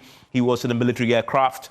And so the right thing to do now is to go to the homes and formally inform them of what has happened. And Kweku is with us all the way so that we can track what has been happening. Kweku, you left first of all, we know that you're heading towards the home of Omani Boama, but where were you before? Where were you before this convoy moved? In fact, we have the evidence was that the convoy had actually gone to the home of the defense minister, Dr. Omani Boama. But later on, I'm just getting confirmation of some persons who were in this convoy. And that was actually Ibrahim Mohammed's house, and the vice president had gone to try to inform these persons of the family of this past. And now we have Omani Boama. And earlier we had was to check at Dr. Omani Boama but it has changed, and I don't know if Omani Boama. That Dr. Omani Boama also lived within that enclave, but it appears that has changed. And we don't know if Dr. Omani Boama has another home that the vice president is specifically going to, or perhaps there are specifics of certain persons that the vice president will be going to see. Because our understanding of this fact-finding mission, really not a fact-finding mission, it's a message where the vice president is going about to try and tell these persons, their families, about the tragic passing of these persons. And so the vice president is going to go to all the persons who are on this duty tour, who have since lost their lives. He's going to go to them and talk to them personally about the tragic losing of these persons who were on state responsibility, on state duty. And so currently we're on the boundary road in East Legon. It is not clear where we are going, because Dr. Omani Boama's residence, as we knew, and the information we got from certain key persons within government and outside of it, was to the extent that Dr. Omani Boama was actually also in Chado, the same place as the President John Dramani Mahama. The Vice President herself also lived within that enclave, as well as Ibrahim Murtala Mohammed also living within that enclave. And so, as of now, the convoy officials have refused to confirm to us the specific location we are going, but we understand it is also persons who lost their lives within this trip. And so we've just made a branch towards Adjigano in East Legon, where the officials that we understand also live within this space. And so we are going to go there. The Vice President, just like he did at Murtala Mohammed's house, is going to go in there. We understand a family already waiting for this convoy, already waiting for the Vice President to come. He will go in there and speak to the family, inform them of this tragic passing, and then will take their leave. And so of all the 5 main government officials who are on this trip, the Vice President is going to go to them and talk to them and officially inform them that their children who had lent themselves to duty to serve their country have lost their lives in this tragic passing. And so we need to be able to talk to them in terms of what exactly has happened and whatever arrangement. And particularly, I was telling you, Evans, because Ibrahim Murtala Mohammed is a Muslim, the information we are getting is that as soon as tomorrow, perhaps, the family will be making arrangement to bury him. And so that will be done perhaps tomorrow, as soon as there's clearance for the family to be given the body of Ibrahim Murtala Mohammed, who served until this morning as the Minister for Environment, Science and Technology, for him to be buried in accordance with Islamic rites. And so that is going to be done. With regards to Dr. Mohammed Omani Boama, Dr. Omani Boama, Dr. Limuna, and the other persons who are on this, they will be, because of they are Christians, some of them are Khans and other persons. All of those details will be fleshed out in the coming days. So Evans, I can't tell you specifically where we are going now, but we are right behind the convoy, where the Vice President is breaking the news one after the other to the families of the persons who lost their lives in this tragic helicopter crash this morning in the Ashanti region, Evans.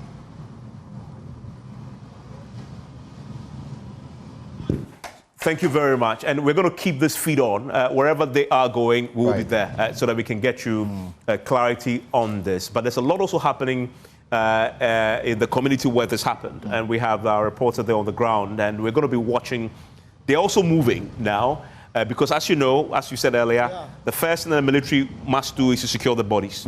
That is very important. Secure the remains of the 8 who died, Omani Boama himself, and Ibrahim Murtala. Really, really tragic to say this, that they have to secure his remains. This is somebody 2-3 days ago I was having a conversation with.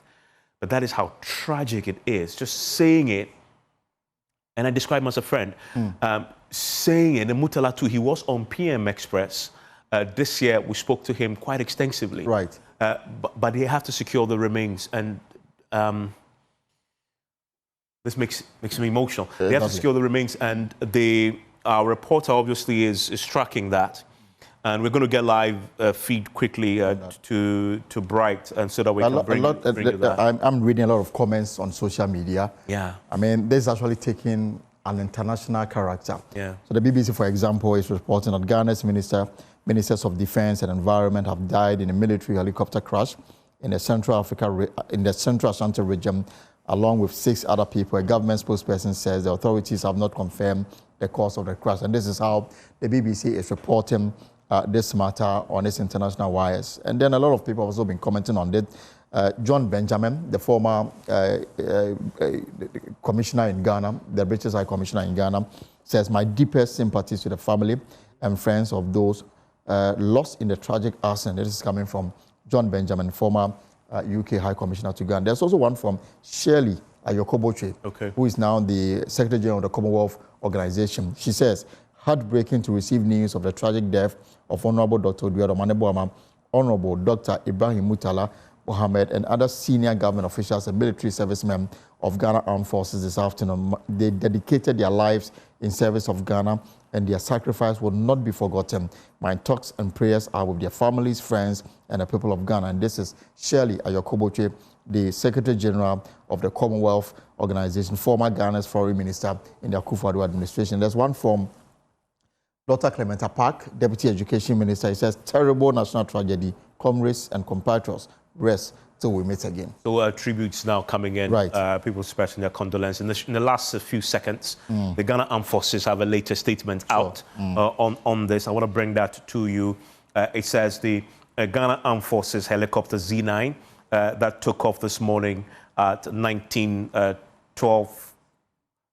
I want to take you, I'll pause now. I want to take you to the Ministry of Environment, where there's a briefing. My colleague, Stephen, is standing by for us.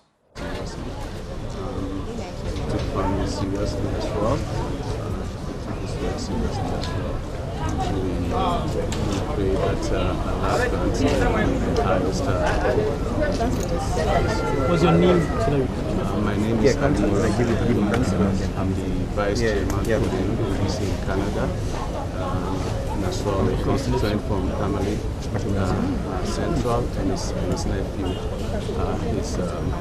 his dad and my grandmother are direct siblings. So that tells you how close the relationship is.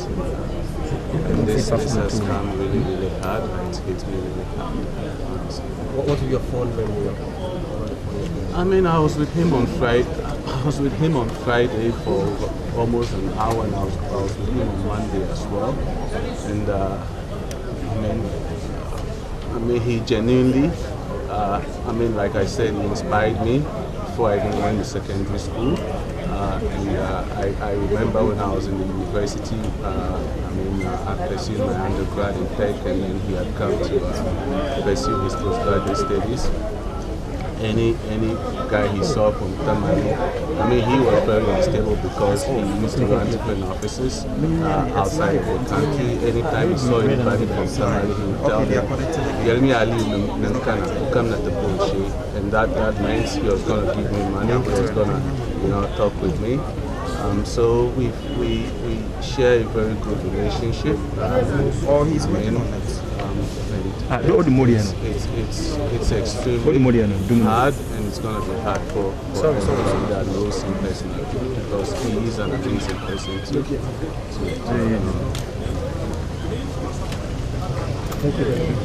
You just heard one of the late minister's colleague and friend. He believes and says that he was one of his closest friends, I would say. We are still here at the Ministry of Environment, Science and Technology. Currently, the flag is flying at the half mark. We also understand that the directors and all staff. So that is the quick briefing from the Environment Ministry on what has happened to the sector minister who today died in a crash, in the helicopter crash in Obuasi. And just before we went live there, a press statement has just come out from the Ghana Armed Forces, and I want to share that with you. It gives us a bit more about what happened today. It says the Ghana Armed Forces helicopter Z9 that took off this morning at 19:12 hours from Accra en route to Obuasi has crashed in the general area of Sikaman near Adansi Akrofuom in the Ashanti region, and all on board are feared dead, right? They use the word feared dead. The Chief of Staff has confirmed that they are indeed dead, and includes 2 cabinet ministers. But I'm just reading to you the statement from the Ghana Armed Forces. The crew were Squadron Leader Peter Berfimi Anala, Flying Officer Manean Chum Ampedu, and Sergeant Ernest Ado Mensah. I want to go over that again. We're getting a bit more detail now from the Ghana Armed Forces. The crew were Squadron Leader Peter Berfimi Anala, Flying Officer Manean Chum Ampedu, and Sergeant Ernest Ado Mensah. The passengers were Dr. Edward Omani-Boama, Minister for Defense, Alhaji Dr. Ibrahim Murtala Mohammed, Minister for Environment, Science and Technology, Alhaji Muniru Mohammed, Acting Deputy National Security Coordinator, Dr. Samuel Sapon, Vice Chairman of the NDC, and Mr. Samuel Abwaje, former parliamentary candidate. The Ghana Armed Forces extends its condolences to the bereaved families. Investigations have commenced to determine the cause of the accident. And I'll tell you a bit more what they'll be looking at. Also considering the kind of helicopter that they were using is very important. It gives us a sense of some of the key things we'll be looking at. We've learned a bit more about the helicopter over the last hour or so since we've been covering this. And on your screen now, is Kweku, and the convoy has stopped. I want to go live to Kweku now so we can get a bit of what is happening now. The Vice President's convoy. Kweku, what is happening?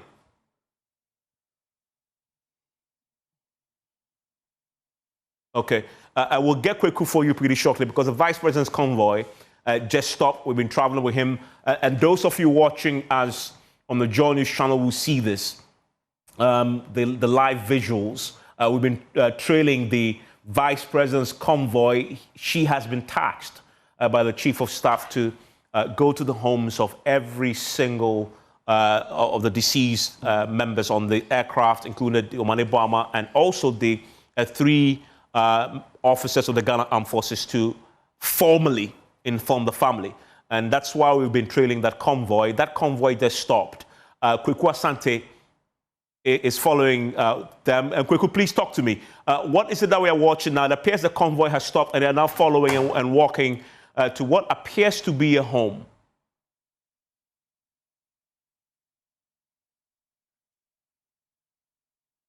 Hello, Kweku. Evans, we've just arrived at the home of Ibrahim Murtala Mohammed. You see there the Roads Minister Kwame Abuja, John Dumelo, the NDC General Secretary, in the person of Fifi Kwete, the Finance Minister himself, Dr. Kassel Atoforsen, all coming in this convoy that is being led by the really just ahead of me. A number of persons, all of them, in fact, some of them studying years, and they walk to the houses that is in this place. This is around close to Nanakum, and they just arrived at the home of the late Minister for Environment and Technology.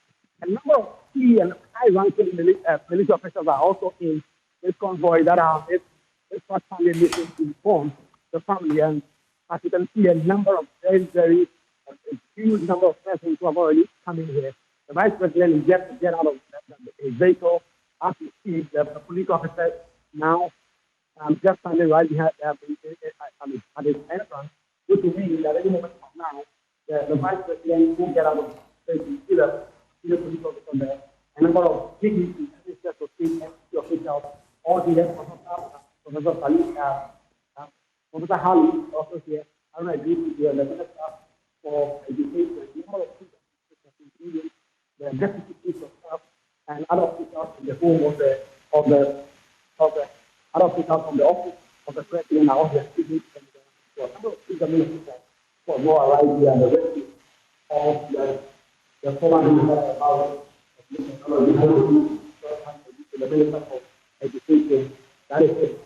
And he is leading the organization before the Vice President actually gets out of her vehicle and actually takes a seat for them to officially inform the family of Ibrahim Mohammed. The Member of Parliament, as well as Minister of State, was out there this morning, and an official responsibility on behalf of the state has passed on. And this is the first time that the state is formally coming out here to inform. There are a number of people that I see already studying here, in the home of Ibrahim Mohammed. The Vice President prepared to get out of her vehicle to inform the family that this is the tragic incident that has just happened. Having a vehicle there and having some brief conversation with some persons who are in the family of Ibrahim Mohammed. And having a meeting with Ibrahim Mohammed quite closely, they were both in Tamale Central and Tamale South, where they posted the members of Parliament. He was one of the strong persons. Mr. Letchworth, did you manage to capture some good images? I would see them.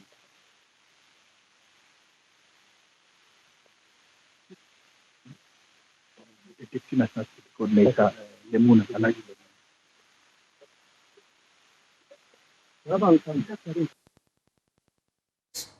We'll try and fix the audio quality from my colleague, Kweku Asante. The Vice President's convoy has arrived in the home of Ibrahim Murtala Mohammed, the Minister for Environment, Science and Technology and Innovation. And well, that's in your shot there is the Vice President walking now they have set up a tent. Right. And the home is already besieged by several well-wishers and sympathizers at the home of Murtala Mohammed. The Vice President is taking her seat now together with other dignitaries. I see there the Education Minister. There's also the Interior Minister, who is also there. He's seated, and a host of other senior members of the party, but also government. And the Vice President is now being briefed. We're going to give you audio pretty shortly, so we can hear what's happening. And I know many of you are watching us across the world, and also on the Joy News channel, on our many social media platforms, and you are listening to us if you're in your vehicles on Joy 99.7 FM. So we'll try and get the audio for you pretty shortly with our colleague there, who is going to be bringing us the very latest. We expect that this is going to be done in the open. We know when they left Omani Boama's house, this was done in private. Yes. We're not allowed into the inner perimeter of the compound, but we're expecting that this will now happen in the open, because the tent has been set up and the Vice President is seated. And in fact, what appears to be a relative or somebody who has been nominated to speak on behalf of the Murtala family, who is currently addressing the gathering led by the Vice President. I want to take you live there. Hopefully we can hear a bit of what is being said. Hello. Jivenu, can you hear me? Yeah. And as we try and sort out the issue with the sound there, but we're going to stay with this. This will be possibly one of the most difficult tasks any Vice President can undertake, because you have to be in a home there and deliver very tragic news to the families of those who have died in the military crash tragically.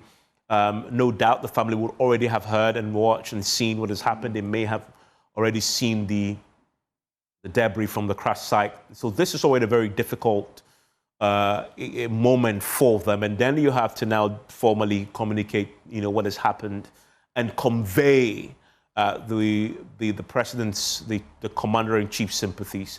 Let's hear how Retrieval, the Education Minister. I see two prominent doctors from Kwalebu, Ian the cardio. Excellency, the Vice President is here on behalf of President Mahama to convey to you the tragedy that has befell the country this morning. It's not an easy task. So I'm accompanied by MP for Bole, who would do traditionally the needful, pursuant to Muslim custom and culture. The Honorable Yusuf Suleimana will stand on behalf of President Mahama and the NDC family to convey that heavy news we are unable to convey to you, but we are compelled to convey to you. But as Muslims, we take consolation. Inna lillah wa inna ilayhi raji'un. So, Honorable Yusuf, you know the family well. Excellency, the Vice President is supported by Deputy Chiefs of Staff, Ministers of State, do the needful in the Muslim custom and the culture of home. But prior to our coming, His Excellency the President asked us to convey to Yogbonwura what tragedy had befell him.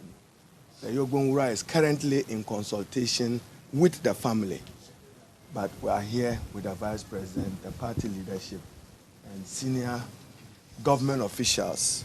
So Honorable Yusuf will do the difficult, needful thing to convey that news briefly. Then Echi will commiserate with the family. Then we'll guide together with the family. That's the advice of the President and the Vice President, how we will take the other processes through. Alhamdulillah. قالوا إن لله وإنا إليه راجعون. قالوا إن لله وإنا إليه راجعون. قالوا إن لله وإنا إليه راجعون.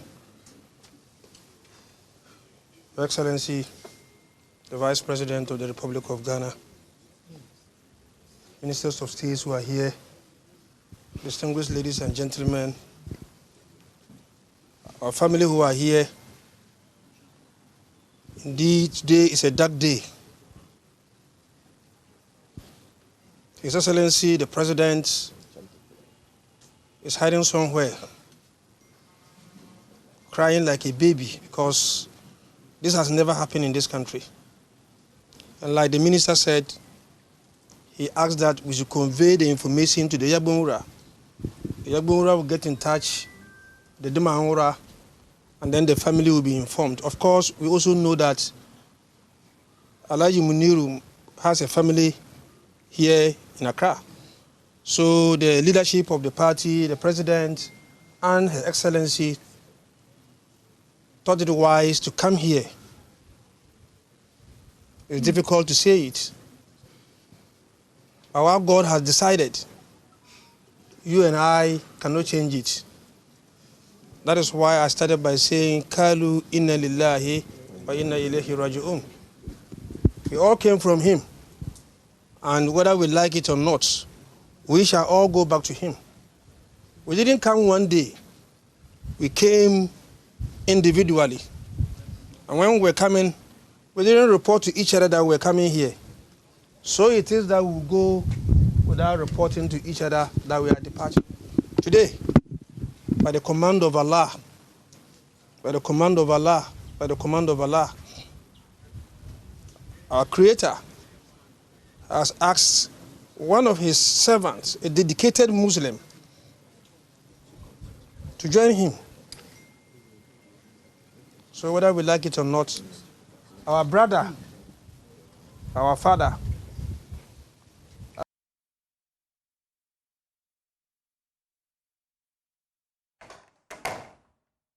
Okay, so that there is the formal communication of what has happened, and of course, and Elton, you mentioned earlier, because it's a Muslim, right? There are scriptures around this that needs to be followed in terms of how you communicate it and the traditions and rituals that must follow, and that is why we've seen this done the way it's been done. It is strictly according to tradition, and we're going to be bringing. We lost the feed momentarily. We're going to bring you that pretty shortly. Once we have it back up, are we expecting that the Vice President herself at some point would have to formally convey? He's called all of them okay, back. we can go back now live. His Excellency has sent this high-level delegation to come and commiserate with us, to come and mourn with us. The rest, the leadership will convey the information to the family as to what next step to take.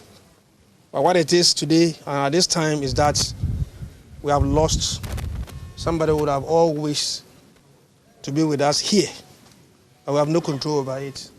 Wassalamu alaikum wa rahmatullahi ta'ala wa barakatuh. On behalf of the Bonded Chief, you can now receive the information from the. So you heard the Minister, Deputy Minister for Lands and Natural Resources. That's the official thing, informing the family of what has just happened. The head of the family is just currently condoling with the Vice President, Her Excellency Professor Nana Jane Opoku-Agyeman, speaking with them and greeting them, all of them, before ultimately they will leave here and go back to the other homes of other persons that are affected. You see the Ibrahim Muntaka Mohammed Mubarak in your screen. He has been moved to a lot of tears today, right from when the Chief of Staff formally did this announcement. And he is together with the Vice President and the NDC General Secretary leading this very important delegation that has just come to inform the family of Alhaji Limuna of the passing of what has just happened. And so pretty shortly, we will hear more from them. On behalf of the family, receive the message. I've done my best.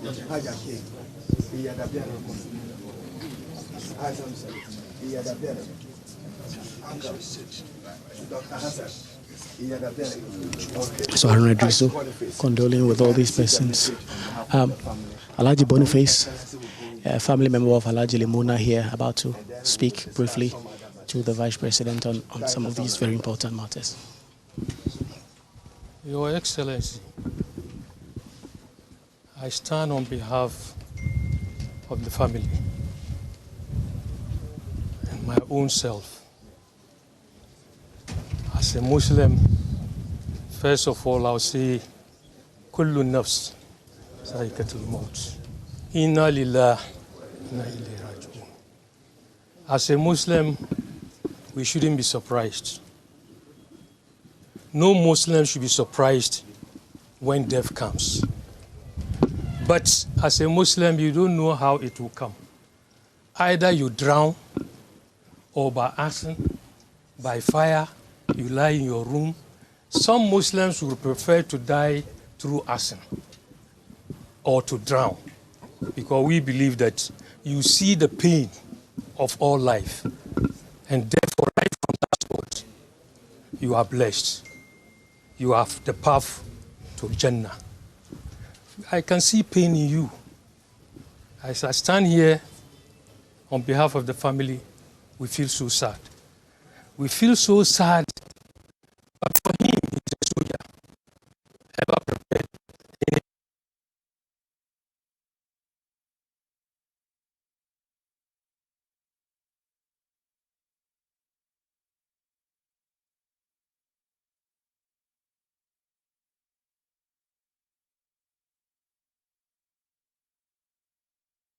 This is a scene from the forest and where the plane crashed, where the helicopter crashed. One of the things that we've managed to do, we've sent our reporters into the thick of the forest, and we'll be getting to them live pretty shortly. They are now approaching this very site, and we'll walk with them pretty shortly. Emmanuel Bright Kweku and his team of reporters and the crew are heading there for us. We'll get that for you pretty shortly. It'll join us so that we can get clarity on what is happening. Also, we know that he told us earlier that it appears that the Ghana Armed Forces have already secured the bodies. Right. And that is something that we'll confirm for you once he joins us. But we are currently right now in the home of one of the other deceased individuals. That's what we're watching live there. It's the home of Alhaji, the Deputy National Security Coordinator. Alhaji Muniru Mohammed. Mohammed, yes. That's the home where we are currently, where the Vice President is. The task is for her to go to every single home of one of the deceased officers and the ministers and 2 cabinet ministers who died and inform the families formally. So this is the latest leg of her mission in the home of Haji Elimuna, who's the Deputy National Security Coordinator. I want to take you back there now. Twins, and one day you lose the twins. How do you feel? It's a total devastation. But I want to assure you, Alhaji Muniru and his colleagues who died in the fight for this country should not be a sad news to you. It's a blessing. It's a sacrifice for this country. We accept that as a family, brother who has gone, he went to liberate this country. He did not go to liberate himself. And so we are sure, whilst we are mourning, Alhaji is rejoicing, and we believe by now he should be on the right hand of the Lord. May he rest in perfect peace. And for you, may Allah guide you. May Allah give you all what you're thinking about this country for you to succeed. Me and the family, we console ourselves with one thing. Because we will cry. That one, we can't run away from it. But Allah says, when you cry small, come back to your senses. And we believe Allah will give us that vision and wisdom to forget. That's why Allah is giving us forgetfulness. We can't forget forever. But at least that pain, seeing you alone and seeing your posture tells us something. We want to assure you, as a mother, be guided by your principles. Everything will be okay. My brothers here understand, as Muslims, very soon, we wish the body had come, but unfortunately, God has taken him. We thank God. May he rest in perfect peace. May he rest in perfect peace. And may Ghana also be in a position to mourn and mourn well. We thank you for coming, and may God bless you. So, you just heard Mr. Boniface. He used to be a Minister of State and the President Akrofuom speaking on behalf of the family of Alhaji Muniru.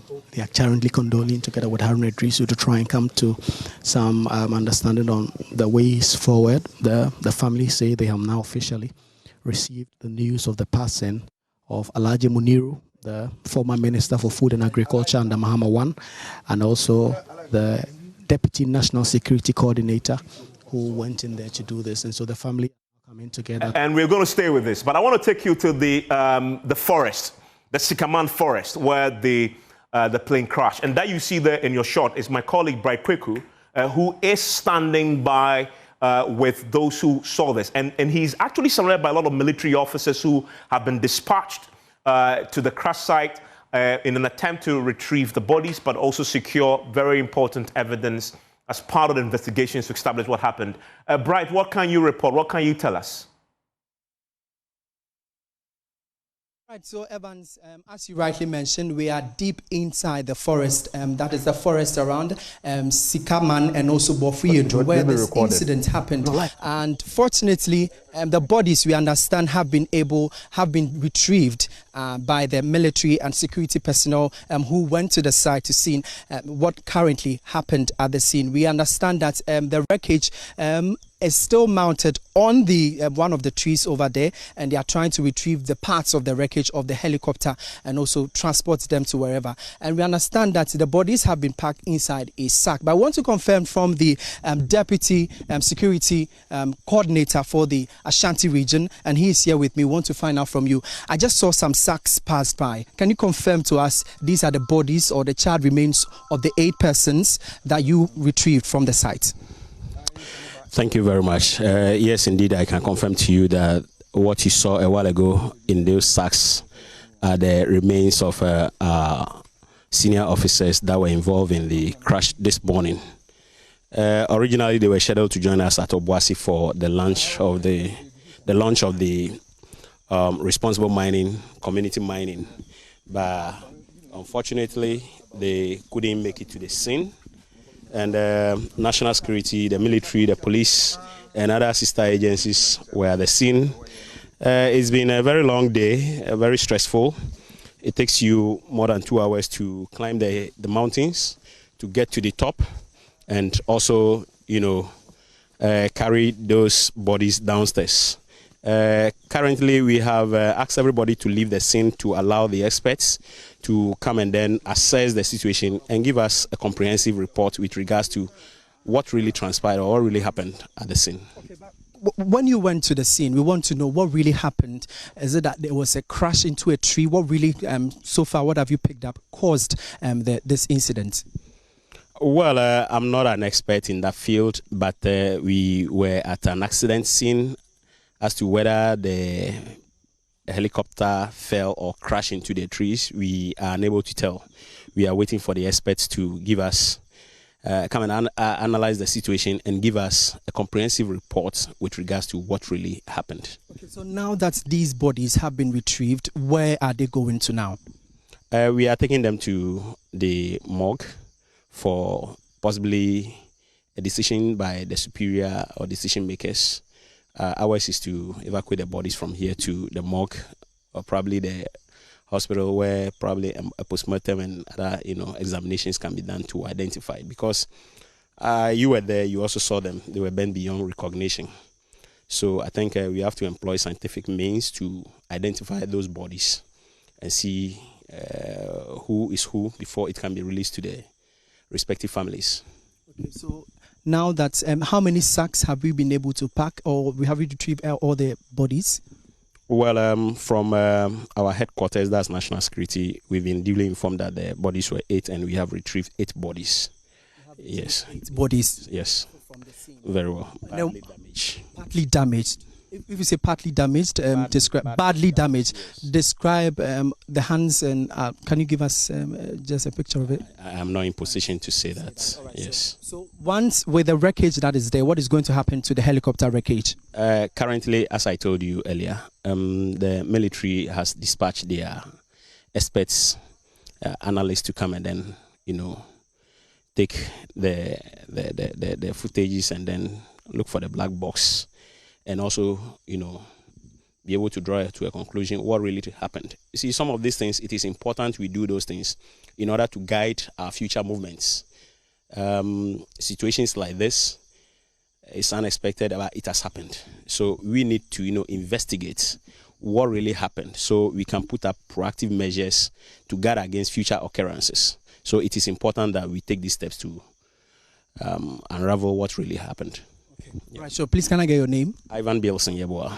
Ivan Bilson Yeboah. So I have been speaking with Mr. Ivan Bilson Yeboah, who is the Deputy Security Coordinator for the Ashanti region. Well, I also have the Assembly member for the area. When the incident actually happened, he moved to the scene. Daddy, who say we seen her? Then I will call you. Oh, you know, me say said you work on a pay Bobe 10:28.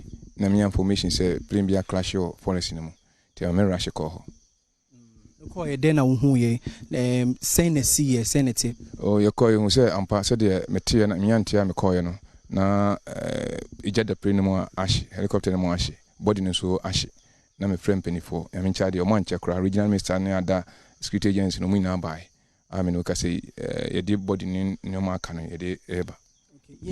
Say normally ana helicopters no etai efa ama incidents bi kra esima nsuo bi eba ye no helicopter ba ko ejina wo kro no mu ansana nsuo na ni ba from na bibisa no say na normally aha no helicopters no omo ya omoko omo ye ne sen me no kra aha eben oboase nti de kwaye ne say ya na planes helicopters ni ta fa ha every Wednesday bia nti de kwaye ne say busio nti ana pene busio mpa na otun say wada no enye ti mi kan say be 5 years ni ebisi sa ema plane be land yo bo food twen say kopem say ewium be clear ansana omatu ti we ye huni sa ne say atorenchem we atoye no.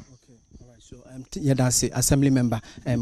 So, what you saw just passed by you, in a sack, that's the brown sack, is one of the bodies, the charred remains of the 8 persons who were crashed by the helicopter in Bofiedu, Sikaman, in the Adansi Akrofuom area. And so we have been getting updates, and we are still trying to get to the Ashanti Regional Minister and speak with him and also know what is the next step from here. As you heard from the Deputy Security Council, he says that these bodies will be identified. We'll go through some forensic analysis to really identify who each the body belongs to, which individual, and then they will be sent to the families of these. And as you can see, sir, can we speak with you? We want to know what you found.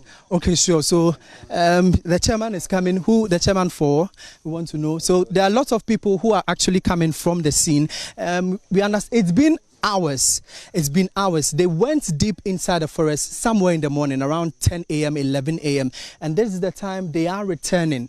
They are returning from the site after being able to retrieve the bodies of the 8 persons who we understand were crashed in the incident. We want to speak. Sir, we quickly want to speak with you.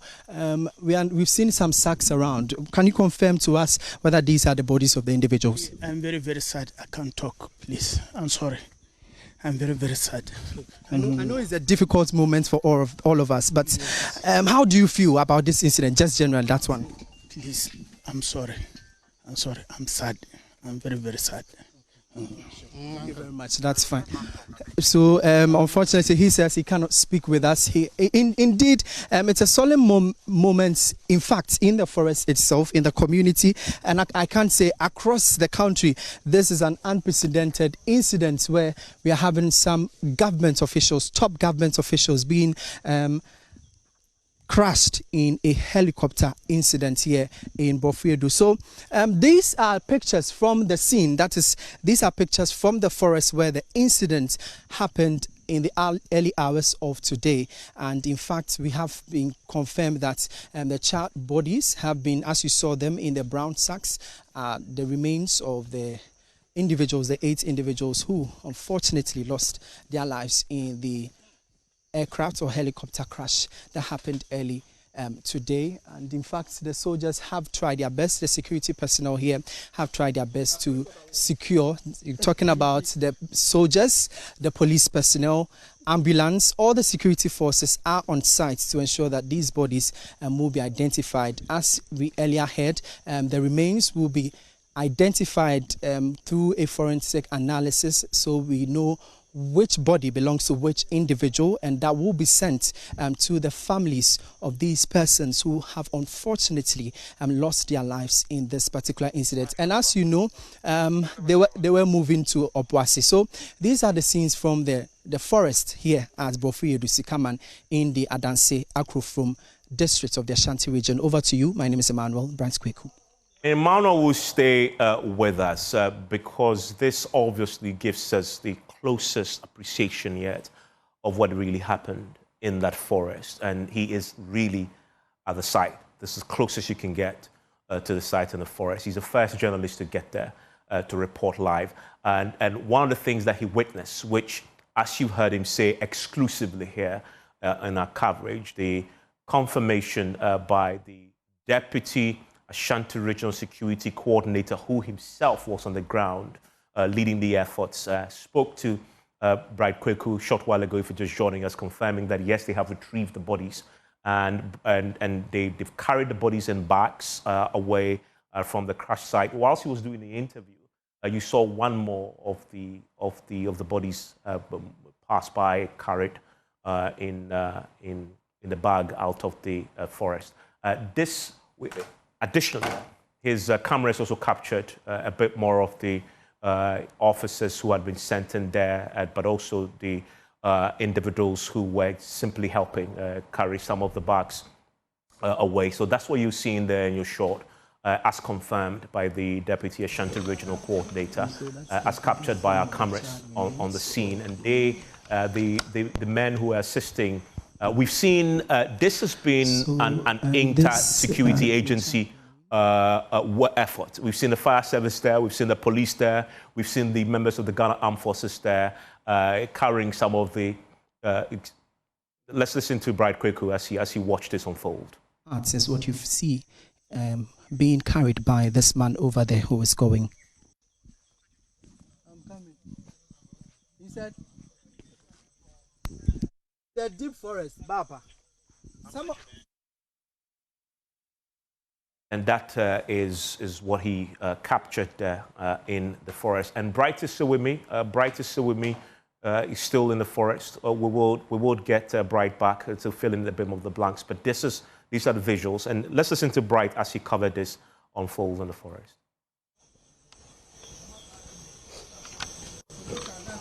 And so that's the body, some of the charred remains of the... So the charred remains, or we understand these are the charred remains of the 8 persons who were crashed in the helicopter scene, and they have been put in the sack. Unfortunately, they couldn't salvage the full body, so the parts is what you see being carried by this man over there who is going. I'm coming. He said... Pretty sure that this has been a very difficult time for you. And when you were speaking to the Deputy National Security, Deputy Security Coordinator for the Ashanti region, he made the point that you may have also witnessed the child remains. This is as close as anybody can get to what happened there. This, I know as journalists, we are taught that you need to just focus on the facts and report it as you see, but this will definitely take a toll. And you spoke to him, the Deputy Ashanti Regional Security Coordinator, who was on the ground with you, and he's been confirming that they now have secured, I believe, all 8, the remains of all 8 individuals who perished in this crash, right?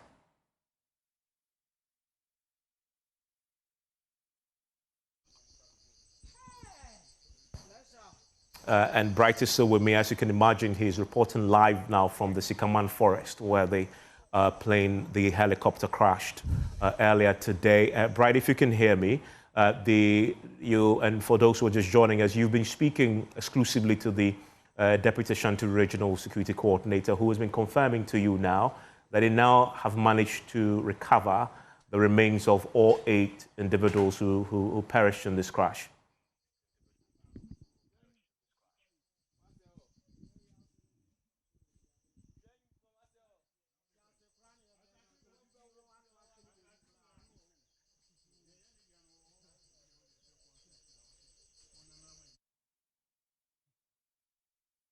and we'll get him.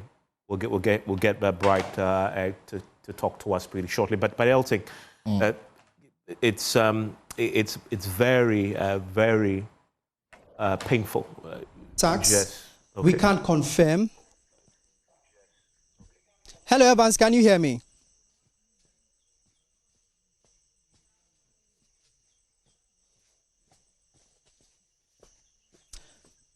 So what you earlier saw are the sacks. We understand the brown sacks you saw in the earlier shots.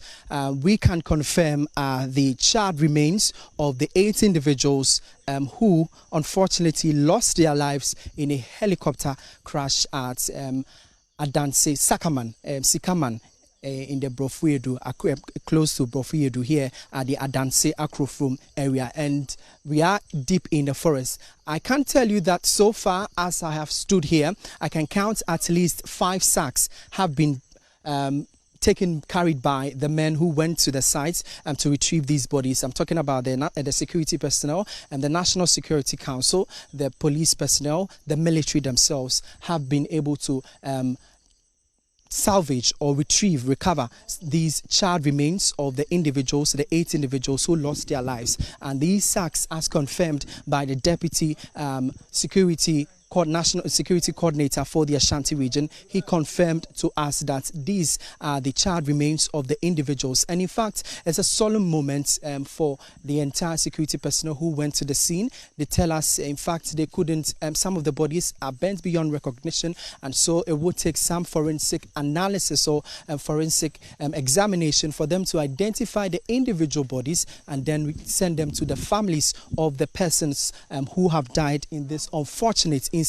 And in fact, it's quite a sad moment for those who have come. It's taken them hours coming deep into the forest. We came we spent like an hour and 30 minutes, and we still couldn't even get close to the site. And for those who have gone, they went early as 11 a.m. and now they are returning from the site after they have been able to recover the bodies of the 8 individuals who unfortunately lost their lives. And in fact, the Ashanti Regional Minister led the delegation, the security personnel, into the deep forest. And since we came here, since we also entered the forest, and we have not sighted him, he has not been back from the scene. We understand he is on his way back here. And once he comes back, we are going to engage him as well and to know what is the plan, what is going to happen from here. The wreckage, we also understand, is still hung on one of the trees at the scene. Unfortunately, we were not permitted to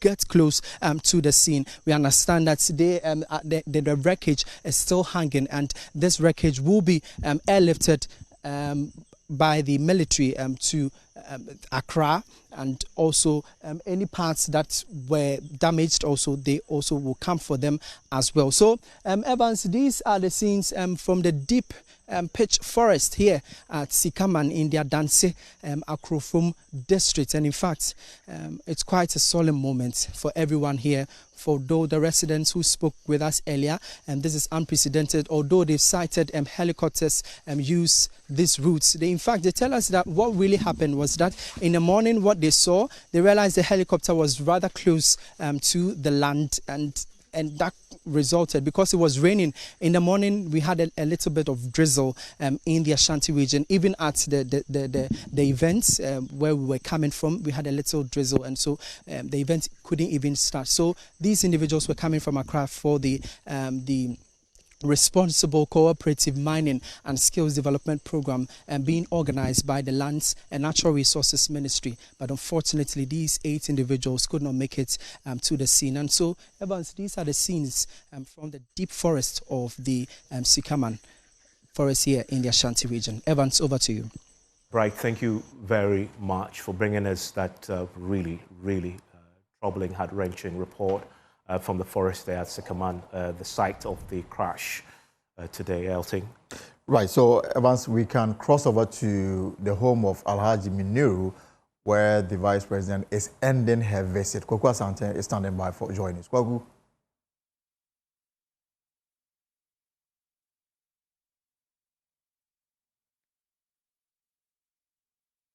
Right, Kwaku, if you can hear me, we understand that the visit is over. What can you tell us? Is the Vice President continue with her with a visit to the bereaved families? About 5 seconds ago, on this same part, that the Vice President, Professor Nana Jane Opoku-Agyeman, ended that very sad responsibility that has come on her shoulder to go about talking to people about this very tragic incidents involving the ministers of state, public officials who had gone out there to serve their country and had lost their lives. So the Vice President just left. More and more government officials who are here are just about to leave. Our understanding is that this very solemn and very sad tour led by the Vice President and very senior government officials has just come to an end. The 3 officials involved who are here in Accra, the families have been gone to, they've been informed officially. The burial rites, especially for Alhaji Limuna and Alhaji Murtala Muhammad, who are Muslims, are going to follow shortly. That is going to be announced pretty shortly. And so when it comes to the other persons, we know that most of them are domiciled in the Ashanti region. The parliamentary candidate for Boase East for 2024, for families in Kumasi, as well as the vice chair, who is also in the Ashanti region, they will also be gone to. And so currently, that duty tour of the Vice President, having to go out there and break this very unfortunate and very sad news, has come to an end at Alhaji Limuna's house. The Vice President actually, after speaking to the larger family outside, actually did go inside and spoke to the wife and children of Alhaji Limuna, spoke to them personally about how the President of the Republic is sending his deepest condolences, and he would have wished to be here himself to pass on this message. But the President is not in a good place. He's very affected because these are persons he had appointed into his administration to help him serve and deliver on his responsibilities as President. And it's almost like the President feels a certain sense of responsibility and a certain sense of blameworthy because these persons were out there performing functions of state. They met the untimely death. And so a lot more people we expect very soon are going to take their leave from here. We'll go there. You see the Roads Minister, Kwame Agboja, just about to go in there and take his vehicle. And more of these government officials are now going to make their way from this place just around down south, close to Nana Krom, where Alhaji Limuna's family lived when it came to this matter. And so the Roads Minister now taking leave, and these persons are now leaving on their own, especially after the Vice President left as the leader of the convoy. And so more and more people who joined this very solemn and very sad duty tour to come out here and inform the family of these persons have concluded. They first went to the house of Dr. Edward Boama in Chado. They also went to the house of Alhaji Dr. Murtala Muhammad, all of them living in the Chado enclave, very close to each other. They went there, spoke to the family, and then came all the way here to Nana Krom, where they've been speaking to the family of Alhaji Limuna. They've just concluded very high-ranking military persons also as part of this duty tour, and all of them leaving now. Haruna Idrisu, the Minister for Education, playing such a crucial role in speaking to these family members and assuring them of government support in these very trying times. We also heard from Alhaji Boniface Abubakar. He served in the government of Akufo-Addo when it came to it, and he was also here as the leader of the family of Alhaji Muniru. They spoke to them, and he says as a Muslim, they do recognize that this is a very tragic incident, but they do recognize that this is the will of Allah, and as Muslims, they always surrender to the will of Allah, that the Almighty Creator had devised the very day that each of these persons were going to go, and not a thing could change that. And so they take consolence in that fact that the Creator just knew, and this was what was destined for these government officials that they've gone there.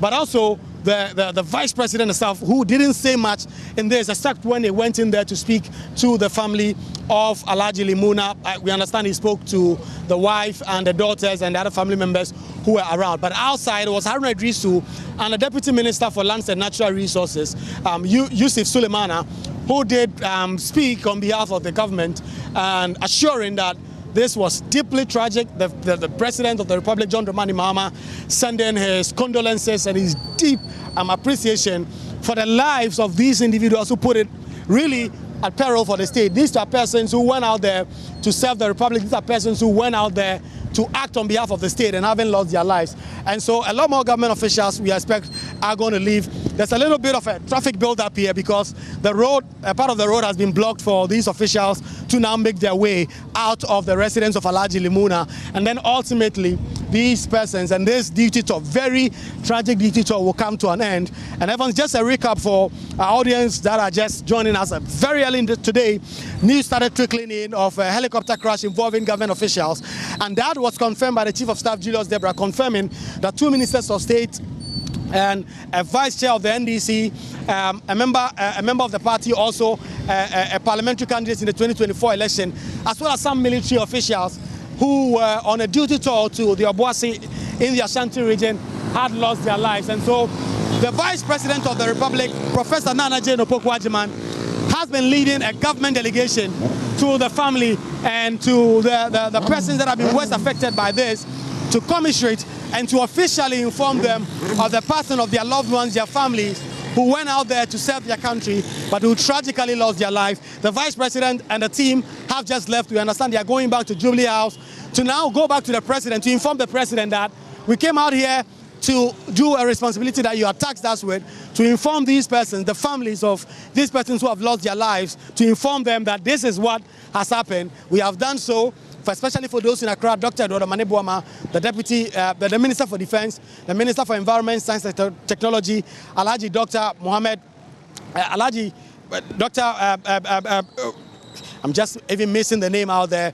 And they've gone to the family now, commiserated with them, officially informed them about the death of these persons, and then the Vice President is now going back to Jubilee House to report back to the President, who sent her out there on this very onerous responsibility to go out there and inform persons of this. As part of this digital, the Finance Minister, Dr. Kassel Atoforsen, Minister for Roads and Highways, Kwame Gavin Sagboja, the General Secretary of the NDC, Fifi Fiavi Kwete, the Chief of Staff of the Vice President, all of them part of this digital that have been here to inform the families of the public officials involved of this very tragic incident that has claimed the life of top 5 government officials, as well as 3 persons in the military who shepherded the military on this visit to Obuasi for this government event that has just ended in this very tragic sense. Evans and Elton.